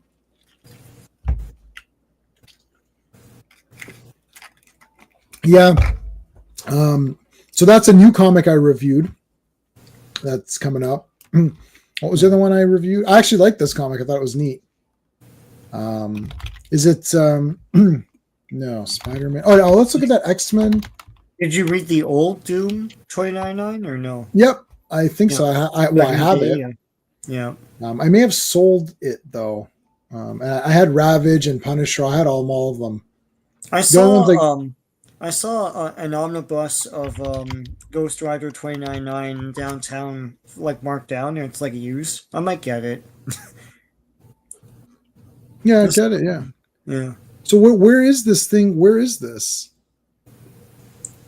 What do you mean where? Like, where do you buy this? Like, I've not seen this anywhere. I don't know what this is. This says X-Men 97, so I guess there was a line that Marvel Legends put out. Oh, it's coming out November of this year. Oh, okay.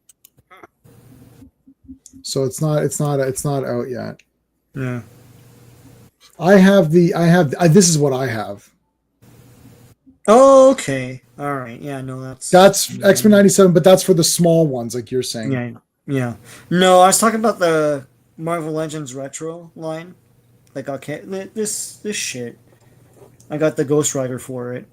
Oh yeah. Yeah. That's not. I don't have that one. Do a review. I'll do a review.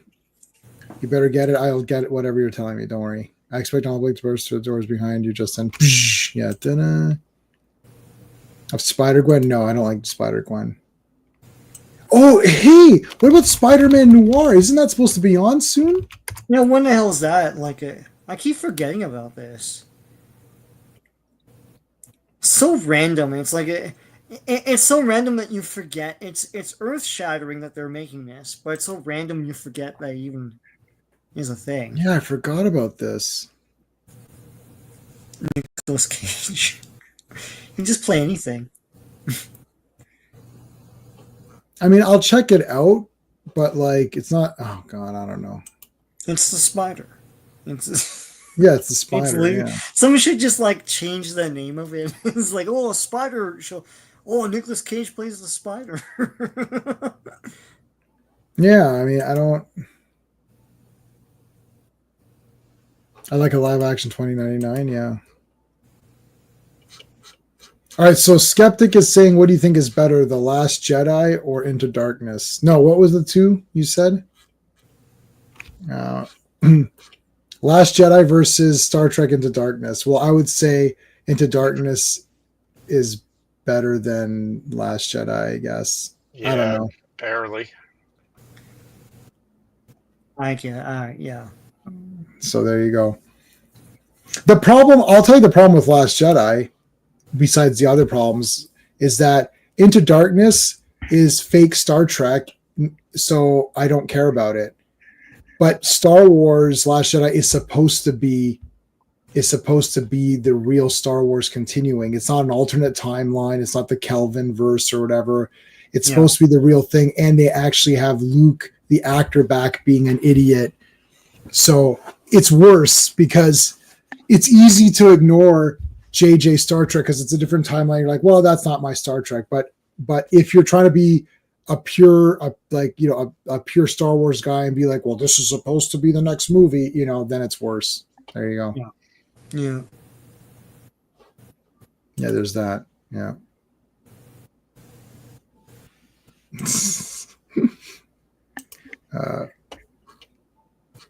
So yeah, I don't even know what else is coming out. Like, and Doomsday got pushed out. Supergirl got pushed out. So Doomsday got pushed out to when? I don't know when it is now. It's like end of next year or something. Or no? Here we go. I think it was pushed to 2027, wasn't it? Oh, no, good. They should do that. December 2026. There you go. Okay. And what was the one? Oh, yeah, Supergirl. June 2020 to June 2026. Yeah, that's the next superhero movie. And then I think Spider-Man comes out like the month after that. And then we got Doomsday into next year. So. Yeah. I mean, look at how garbage this is. Like, did anyone take any marketing courses? It's like, and then there are people making up fake, like pretending that this is good. Like, whether you read that comic or whether it's an adaptation of the comic, it doesn't matter. It's not going to adapt that comic. Like, people are saying, oh, it's Woman of Tomorrow, but it's not going to be that. She's not going to be on other planets helping that little girl find the parents' killer or whatever the hell it was, right? That guy's in it, though, the villain. Krem or whatever his name is. He's in this movie? But I don't know what the relation... Like, there's no casting for that girl, so I don't know what they're doing. I need to read... I don't really need to, but should I finish Women of Tomorrow? Yeah, do you want me to tell you the end or no? Yeah, I mean, you could tell me. Yeah, I don't care. Does anyone care here? And Does so any, is there, basically, I they, don't. they they track them. So you know what it is that guy killed the one girl's parents and all this stuff. So she's looking for him. Supergirl helps her out. They go to different planets where he's committing other atrocities like yeah, genocide and all this stuff. So he's an irredeemable piece of crap, right? So at the end, um, she defeats his like pirate crew of a-holes. What's his name? The horse, Comet the horse, sacrifices himself, but whatever, it's comics. And then they capture the guy, and instead of like Supergirl doesn't want the other girl to kill this guy, right? So instead, they put him into the Phantom Zone, and confusingly, 300 years later, somehow Supergirl's still around. So she comes back. I don't get this part. So she comes back to visit the girl, and then it's like, well, it's been 300 years. We have to let this guy out. And in the 300 years, that guy has reformed because he sees the error of his ways over 300. It took him 300 years to do this in the Phantom Zone. He what, the comes little out. girl is still alive. Yeah, she's an old woman now. Okay. And she's an alien. So Oh yeah. yeah, and so then he comes back out, and then the girl, she now an old woman, just like shanks him and kills him in front of Supergirl and walks away, and Supergirl's like, well, and then that's the end of the story. After being reformed and everything, he just gets killed. What's this so stupid? It's a very Tom King thing, but like, yeah. Anyway, So- that's the story, So Jay. what happened in Tom? Watch So it. now let me tell you Tom King's. let me tell you Tom King's thought process. This is gonna be like a fucking Gene Roddenberry. It's gonna be this big thing at the end, and you're gonna walk away being like, "Oh, I'm so shocked." And it's like, no. What happens is I'm bored, and this is shit. It's like firstly, it's 8 issues long. Yes, It's like- that's the problem. It spirals. It spirals, yeah. So what happened was I read the first. I own it. I own the first 3 issues of the 8. I bought it off the rack. I buy every Supergirl, any Superman related thing I buy. So I bought it. I read it, and it's like Supergirl's getting drunk and being an idiot. Now I'm going to give you my synopsis of it. So she's being a stupid retard and being drunk and idiotic for like multiple pages. And then she gets into like bar fights or whatever. And you're just like, I don't care about any of this. And then little girl's like, oh, my parents were killed by this bad guy. And then you'd think, oh, she'll go stop the bad guy. And that's issue 1. And it's like, nope. They're like, oh, let's talk about it for a while and get weapons or something. You're like, oh my God. And then it's like, okay, am I going to go fight this guy? And then it's like, no, you're not. It's like, that's the end of issue 1. I'm like, oh, okay. Right. And I got issue 2. I'm like, okay, clearly they're going to fight this guy now. So they go, no, they fall into another planet. Oh, you just missed him. It's like, oh, but Snuffleupagus is here, but this guy's not Right, here. yeah. Right. And so we just missed him. Oh, okay. It's like, okay, so now what? Well, he did all this shitty stuff here. He didn't pay his taxes or something. Or I don't know. Okay, I don't care. And it's like, and then nothing happened. And then issue 3, we go to another thing. I'm like, I sense a pattern. I knew that this is like the TV show Lost. Yeah. I knew nothing was ever going to happen because nothing's already happened. In 3 issues, like what we covered today, the Kree Skrull War was like what, 6 comics or something? It was like 2 weeks of streaming. Yeah.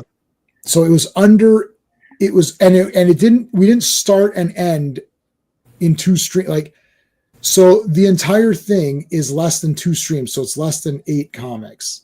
Right. And it was like this big thing. Avengers versus Defenders. Yeah. Avengers Defenders War is 8 comics, I think. Okay. Right? Holy crap. How can this be this long? Like, what is happening? So I finished issue 3. I was like, wow, man, this is shit. So I stopped and then people are like, oh, you stick with it? No, it's $7.50 per comic. I said, you buy it I said, you know what? Even if you bought me the comic, I'd stop you and say, instead of buying me this comic, Just give me the $7.50 and I'll go get McDonald's. Yeah. Like I don't want someone to purchase it for me. I don't want you to spend money to buy it for me. Mm-hmm. Like I don't even want that. It's like I don't want to. Why are people giving Tom King money? Anyway, so that's your super. And then so where's Lobo? Lobo's not in it, so they'll insert him in. It's not going to be really that common. Just like this Superman movie was not All-Star Superman, this is not really going to be Woman of Tomorrow. So, wait, what are you asking? Oh, I don't know. Luke or Kirk? Well, in Kirk and Generations, well, he comes back if you read Shatner's he wrote 3 novels bringing him back. So, but if you don't count those, look, Kirk dying there, here's the thing. Kirk dying in any way is gonna suck. There's no way they could do a just death for that character. I don't care what happens. This was, I guess, lame. It seemed lame in how it happened, but it's almost better to just have it be lame and just be like, well, yeah, he just died to help save that, the Ritz was going to destroy that planet or whatever it was. So he saved that. And what else? It's what Kirk would do kind of a thing. He would do what he has to do. So I don't hate it that much, especially not after those novels, which I have not read, but my wife read. We own them. My wife read them all, and she just told me everything that happened. So I'm like, I'm just going to pretend I read them because I'll never get to these. So I'm just going to pretend I read them. So there you go. Luke dying, like, if it was like, okay, when he came out and those fake ads were shooting at him or whatever, yeah. and he was like deflecting or whatever he was doing, I actually thought, holy shit, is that actually happening? That's pretty awesome. Yeah, he's such a Jedi master that he's formed a force field or whatever. A literal force. Yeah. A literal force field. And I thought, holy crap, that is pretty. It's like, this movie's been up and down. I didn't hate Last Jedi as much, except for all of the Luke parts and the way they treated the character. But I was like, it's too long and there's a lot of stupid shit. So I was like, this is really dumb and I hate this. And I thought, oh, this is kind of neat. And I was like, oh, this is kind of dumb. I was like, well, this is really dumb. This is like, okay, I guess, dumb. Right. So, I went back and forth throughout that movie. But I was like, oh, well, Luke, I was like, this is pretty awesome. And it's like, oh, he really wasn't there. And he was like a force ghost and he's dead anyway. I'm like, okay, it's over. I can't help this movie anymore. I helped it as much as I could. I thought Force Ghost is okay, but him dying from right, it's stupid. It's bullshit. So it's like, how did that happen? I was like, what? And I was like, you know what? I tried my best to help this guy out because I hate J.J. Abrams so much that I will accept anyone but him. Yeah, I tried to help him. May or may not have fought me about. I did fight you. I fought you because I tried to help the movie as much. I was like, could. I hated it from the second I saw it, and then no. What are you talking about? It's like, my problem with that movie is that everyone hated it more than Force Awakens. Okay. Yeah. And Force Awakens was the part 2 syndrome. Oh, Transformers 2 is garbage. Yeah, so is Transformers 1. No, Transformers 2 is even more garbage. No, they're both equally garbage. It's like, what are you talking about? They're all garbage. So yeah, it's totally sucks. So I don't know what to tell you. But I don't like any of that. Skeptic, Luke does it in the Dark Empire saga, not to the distance that he does in The Last Jedi, but he does like project his likeness into Leia's ship from some distance. So there you go. Mm-hmm. It's something that happens, and it doesn't kill him. So I don't know. The problem is they made Luke crappy.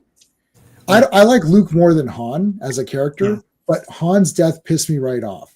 So I gave many benefits of the doubt to what's his face. Firstly, you have to continue a remake.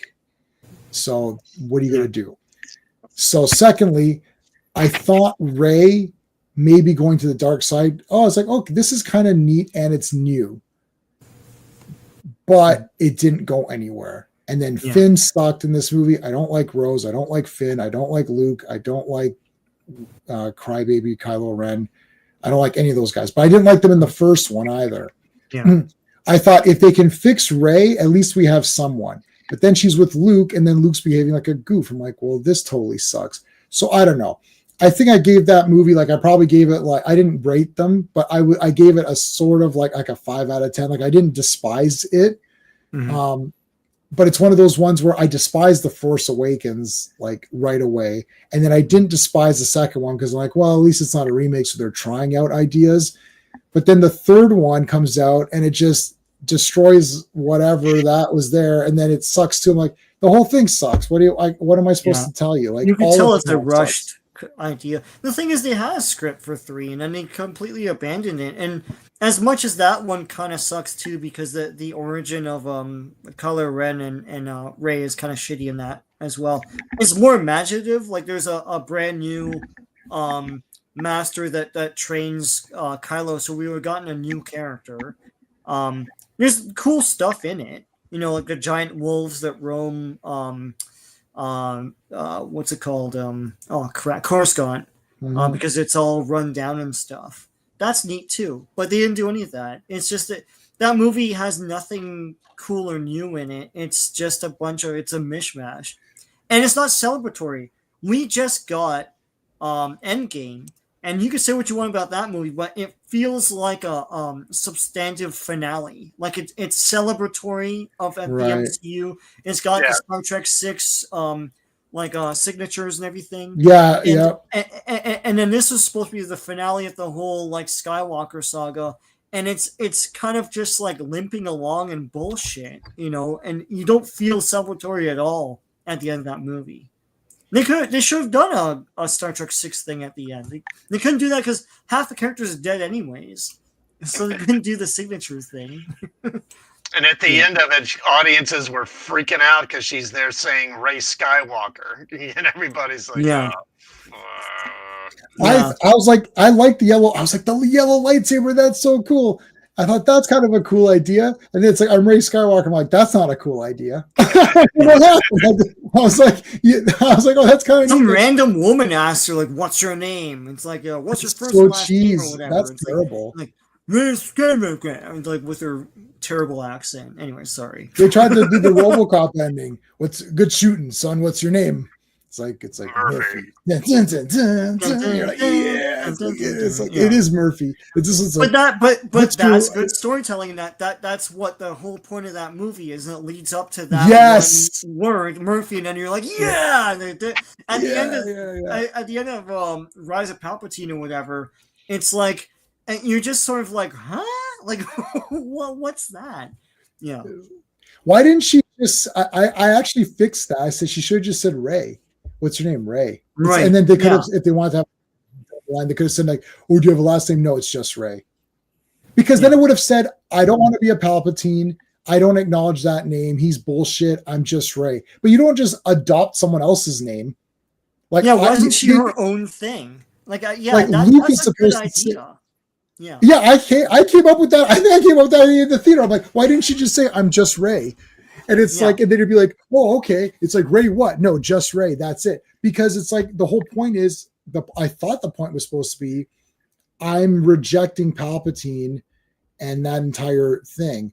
And then it's like, I'm rejecting it. And then if Luke said, I want to adopt you and I will call you Rey Skywalker, then that's different. But you can't make it up. I can't just walk around saying, I'm whatever. Like, you can't. Like, I thought the whole point was she's finding herself, right? So then she realizes that I thought the whole point was that, you know, she's great all along kind of thing.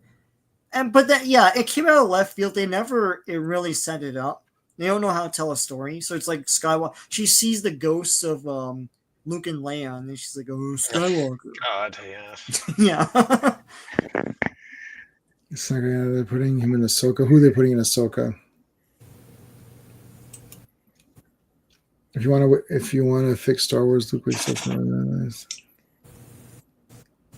I mean, I don't know how to fix it. Somebody, Classic was, who was that? You last night, or was that Ross? No, that was Ross last night who said, "I don't care what they say or do, I'm not coming back."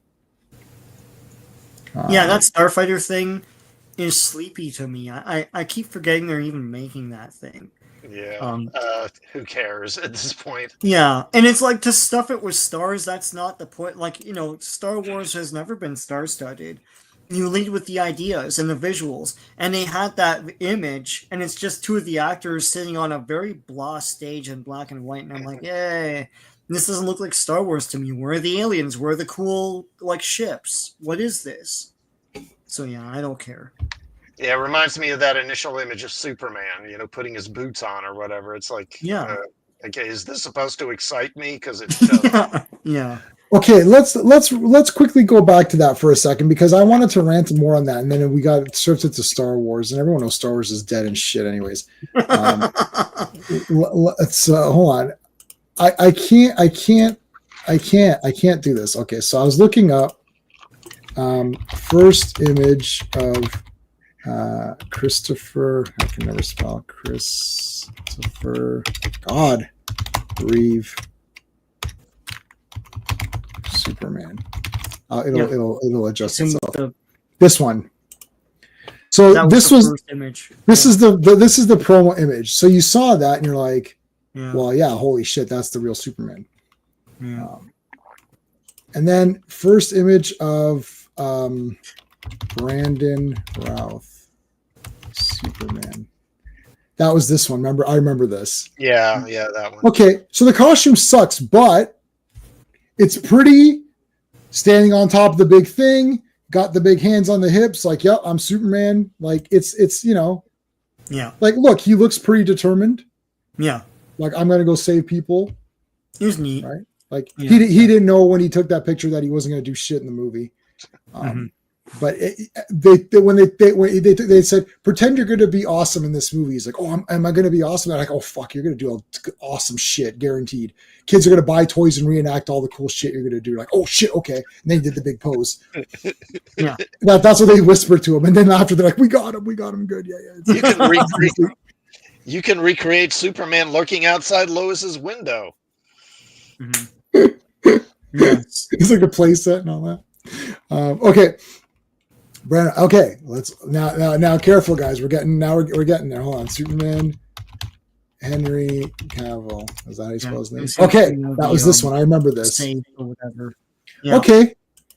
You're like, all right, it's Zack Snyder, so it's like black and white basically, but whatever. Here's you can get it. You couldn't see details, and you couldn't see if he had the trunks or not, but It's an action pose, and something cool's happening. Yeah. Right. So you thought, oh shit, like some guy just shot the crap out of him and blew up this big safe or something, and Superman's going to destroy this guy, right? And then he's doing the big like getting ready for action pose fight or whatever. And you're like, okay. Yeah.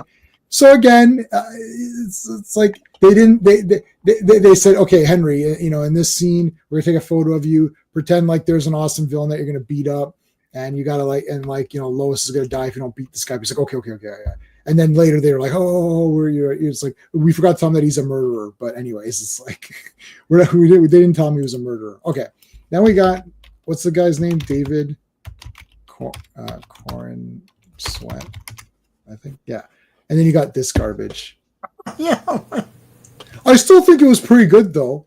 It was okay. It was kind of good. Like, what are you talking about? This is absolutely the dumbest crap ever. Did you see what I did with this image? I put an IKEA ad on it. Yeah. Did you let me I'll upload. I think I still have what I did.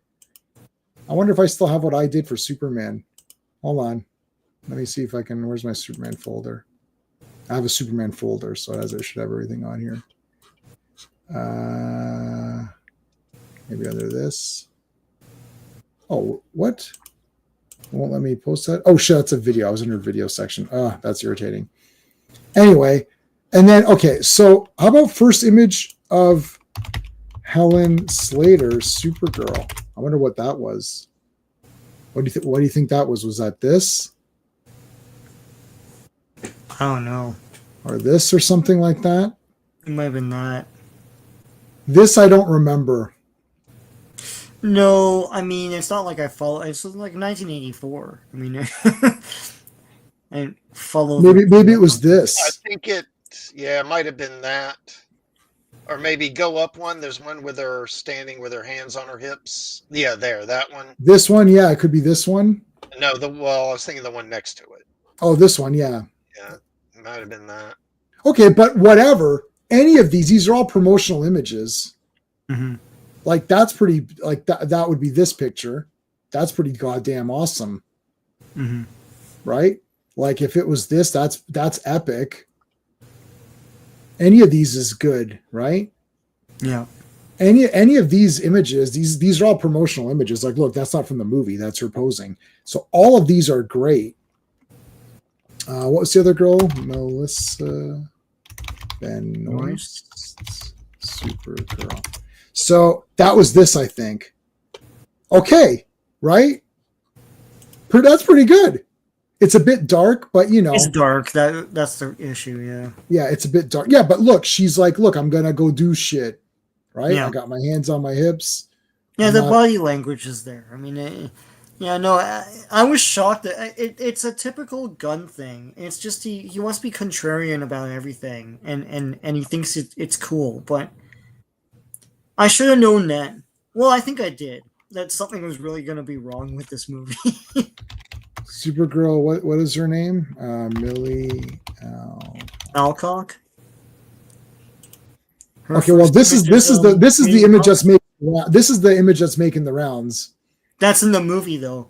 That's in the her movie. first image is that reading the comic. Yeah. Like, you passed it. Oh, this one? Yeah, that's her first That's image. fake also. But anyways. What, like her reading the book? She's not well, she's looking at you, so she's not reading the book. Yeah, but I don't even think that's They do crap like this all the time where they show the actor reading a comic or something like that. They did that on the set of Superman with Phil. With the Lex Luthor and Lois Lane actors and Superman all reading old comics. I think it was older comics. They're not reading those.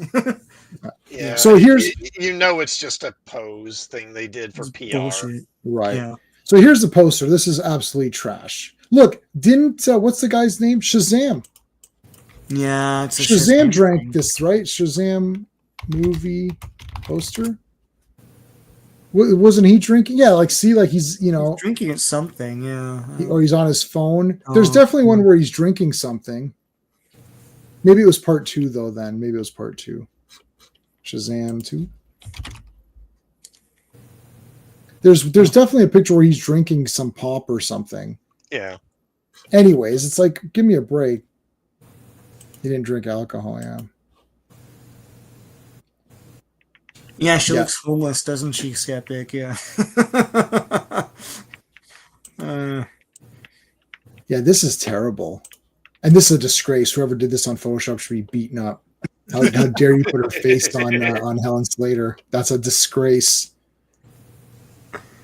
Hey, look at this. Ooh. Huh? Are you pumped up for this Supergirl? No. This looks like very heroic, man.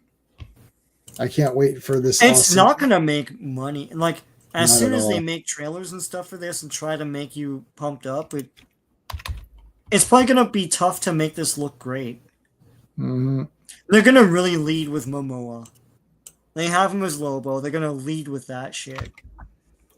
Yeah. I still think that's not going to work. I don't think it's going to. It'll work up until the people see the movie. Right. And they see him basically getting his butt handed to him by her and then basically being her sidekick. Right. He'll be her Otis, basically. Yeah, that is what's going to happen. And then it's going to be like, oh, yeah, okay, whatever. And then people are going to be like, screw this. Guaranteed. I can't find the, I mean, I did it on Photoshop or whatever, but I don't know. I think I posted on Twitter. I don't know how you can find your posts on Twitter. Like, how do you find your, because I don't tag anything and I don't, so I don't know how to find my posts. Like, how do I search my own posts? But anyway, yeah. So like, this is terrible. And then if you put their names together, you get cock sweat. You love to point at it. I do, because it's so funny. James Gunn, that's how James Gunn casted it that way. Yeah, well, it sounds like James Gunn. Yeah. I wish we could get a Flash film. That might be a Green Lantern. Oh yeah, what about that Green Lanterns? There's a Lanterns show. That is going to be freaking horrible. That's gonna bomb ass, isn't it? Well, it's a show. I don't know how you even show numbers for that. It's like on a streaming platform. Yeah, so. they'll declare it a hit. It doesn't matter. They'll just say it's a hit, even if it isn't. Yeah. It's going to be awful. And I'm going to call it right now. And I've been saying it. In the end, Hal, because it's a murder mystery, right? They're investigating a murder. In the end, Hal is going to be the murderer, and he's probably going to die. Right. Yeah. And if that happens, then you're still gonna have people pretending it's good. I've been fighting with people, so I did it every so often. I just do a troll day, so I just trolled the crap out of everybody. Like I commented on every comment saying, "Oh, you're a fake Supergirl fan," and all, just to see if anybody. So some people have came back to me, and this guy's like, "Oh, I found pre-crisis Supergirl boring." It's like I said, okay. I said, when does Supergirl get good in your eyes? And he's like, Superman, Batman. I said, okay, so you're ignoring like Matrix and stuff too. I said, so you're ignoring 50 years. I said, so Supergirl was boring for like 50 years until this happened. It's like, okay. I'm like, well, they're still not doing Woman of. I said, Woman of Tomorrow is the worst version of Supergirl. So I'm like, I'm still right because you're saying Batman and Superman. I'm like. And then he goes, I said, they kept changing the character. After Crisis, they didn't know what to do with Supergirl. Just keep it simple. She's his cousin. Argo City survived the thing. That's it. Mm-hmm. Tell stories with Supergirl. Oh, she's just boring in a ripoff of Superman. It's like, everyone's a ripoff of Superman. So what's your point? Like, I don't understand. Everybody's a ripoff. It's like, they said Captain Marvel's a ripoff. They said Wonder Woman, it's just a female Superman, even though she's not at all. It's like, oh, they made Supergirl more edgier and all that, so that made it better. Like, what from that makes it? Like, these people don't have any points. They always lose. They never respond a second time because they don't have any points. They're just saying as Sean says all the time. It's just a talking point. Yeah. Oh, this is the Woman of Tomorrow is the current Supergirl. I'm like, no, it's not. He's like, yes, it is. I was like, well, I just bought issue 3 of Supergirl, and it's not that. It's all silly, yeah. Yeah, it's back to being silly and goofy. She's in Smallville, and there's chubby Supergirl. It's completely not what this is. Woman of Tomorrow. Right. I was like, that Woman of Tomorrow is just a one-off thing for fun. It's like that's not the current Supergirl comic. It's like he's like, well, then I sent them a screenshot. I was like, this is the Supergirl comic. Look at the date. It just came out. I just got it. And he's like, well, current as of whatever. I'm like, it's from 2022. Yeah. 22, 23, 24, 25. That's 3 years ago. That's not current. What are you talking about? The new series is right now, right? The new series is right now. I know. I showed him. I took a picture. I said, look, this is Supergirl. I've seen them at the comic shop. Yeah, it's right now. I was like, what are you talking about? I was like, this is Supergirl right now. When you say current, what do you mean? I was like, what do you mean by current? No one reads the one that just came out right now? Everyone argues comic people till they're blue in the face, but it's like they're not reading the comics. It's like you can't beat me. It's like your thing is like right now, like right 2 days ago, issue 3 came out of Supergirl. Right. It's like, what are you talking about? You're not reading it because you're not a comic guy. Right, but the guy's like, he's like, what do you mean by current? I said, like now. Like the one that just came out this week. Like, now. What do you mean when I mean current? I don't know. The one that just came out. and I pulled out Woman of Tomorrow. I was like, it's 2022. I don't know the exact date. It's 2022. I'm like, that was 3 years ago. Maybe it was late 2022. I don't know. But I was like, it's 2022. So it's not. I said, that's not current. I own the comic. What are you talking about? Yeah, if they really wanted to go in that direction, they would have, but they never did because it's supposed to be a one-off dumb story. It might even be an Elseworlds thing. Like it can be or it doesn't have to be, but I mean, that's not what they wanted to do. They just gave Tom King a limited series. He did it. People, for some reason, love it. But it's not a definitive Supergirl. It's they've got. Go ahead, Classic. I don't think that many people even like his stuff. Honestly, I think it's mostly just like quote unquote critics and websites who like slobber over his stuff. They don't, and this is only now getting attention. So I watched or listened to, you can watch now, Rob Liefeld's podcast, and he had that Jimmy guy on there who's a big retailer out at San Diego Comic-Con and New York Comic-Con. He's one of the big super retailers, and he's like, Woman of Tomorrow, this is American dollars, every issue's about $100 now. Yeah, which is insane. He goes, but it's now. This came out in 2022. Nobody cared because you're like, this is whatever. Supergirl, after that, Supergirl was the backup stories in action. Right. Remember, she was on a mission to that little planet to find. Right. Yes. Yeah. Remember that? So that was actually a very weird story, but I kind of liked it. It was weird, but it was kind of neat. It wasn't Supergirl. It was more like a science fiction adventure that just had Kara in it doing things. But anyways, that was backup in action before they started this series. And this series is very cartoony. It's very silly. She goes back to Smallville and there's like a chubby Supergirl who's like, I'm the real Supergirl. It's like, no, I'm the real Supergirl. And it's just like weirdness. So it's back to kind of this weirdness. Anyways, but that Woman of Tomorrow, that didn't really go anywhere. Only now that James Gunn mentioned that, saying this is what we're going for. And out of that story, which could be interesting, you could take the Woman of Tomorrow and make a cool story out of it. I would remove the Supergirl getting drunk. I would just be like, she's on another planet helping someone. This little girl comes up to her and says, hey, you're Supergirl. Can you help me? Right? Like, that's it. Just have Supergirl doing something on another planet. She saved some aliens and they're like, thanks, Supergirl. That could be your opening 10 minutes. Supergirl saves some people on an alien world. And then a little girl comes, hey, are you Supergirl? Yeah. Oh, who are you, little girl? Oh, my parents are missing. I would just say they're missing. You need to help me find my parents. And then she goes on adventures with the little kid and finds the parents and fights a guy at the end and puts him in the Phantom Zone, and that's it. Yeah. No, 300 years later, she gets killed. It's like all this other Tom King nonsense shit. It's like, anyways, but now those comics are good because I listen to the podcast every day, and every year he has that guy on for the update of the Comic-Con. And he wasn't talking shit about he was that Woman of Tomorrow is only popular now. Yeah. Because James Gunn pushed it. He literally held like issue 1. Yeah, she's holding the comic, showing it, and he's like, and he said this is going to be based on Woman of Tomorrow. And so everyone, now all the speculators come out, and they're like, oh, I should buy this, and and now every issue is $100, I guess. Right. So why is and those are only spec guys buying this. Guys, let me give you a tip. Don't buy that. Don't think it's going to be an investment. It's not. Like, people. You know what's sad is like Amanda Waller, that's her name, right? She's turned up in so many different movies and stuff, and they've announced a TV series now. With Amanda Waller. Issue 1 of Legends, no one gives a shit. You could buy that for like $2 right now. Right. It's like there's no speculation for that character because no one cares about that character. Yeah, it's brutal. And it's like nobody can afford. So basically, sometimes they use these other comics as a thing to be collectible when they can't get, like, you can't get the first Supergirl Action 292 or whatever it is. I don't remember the number. You can't get that.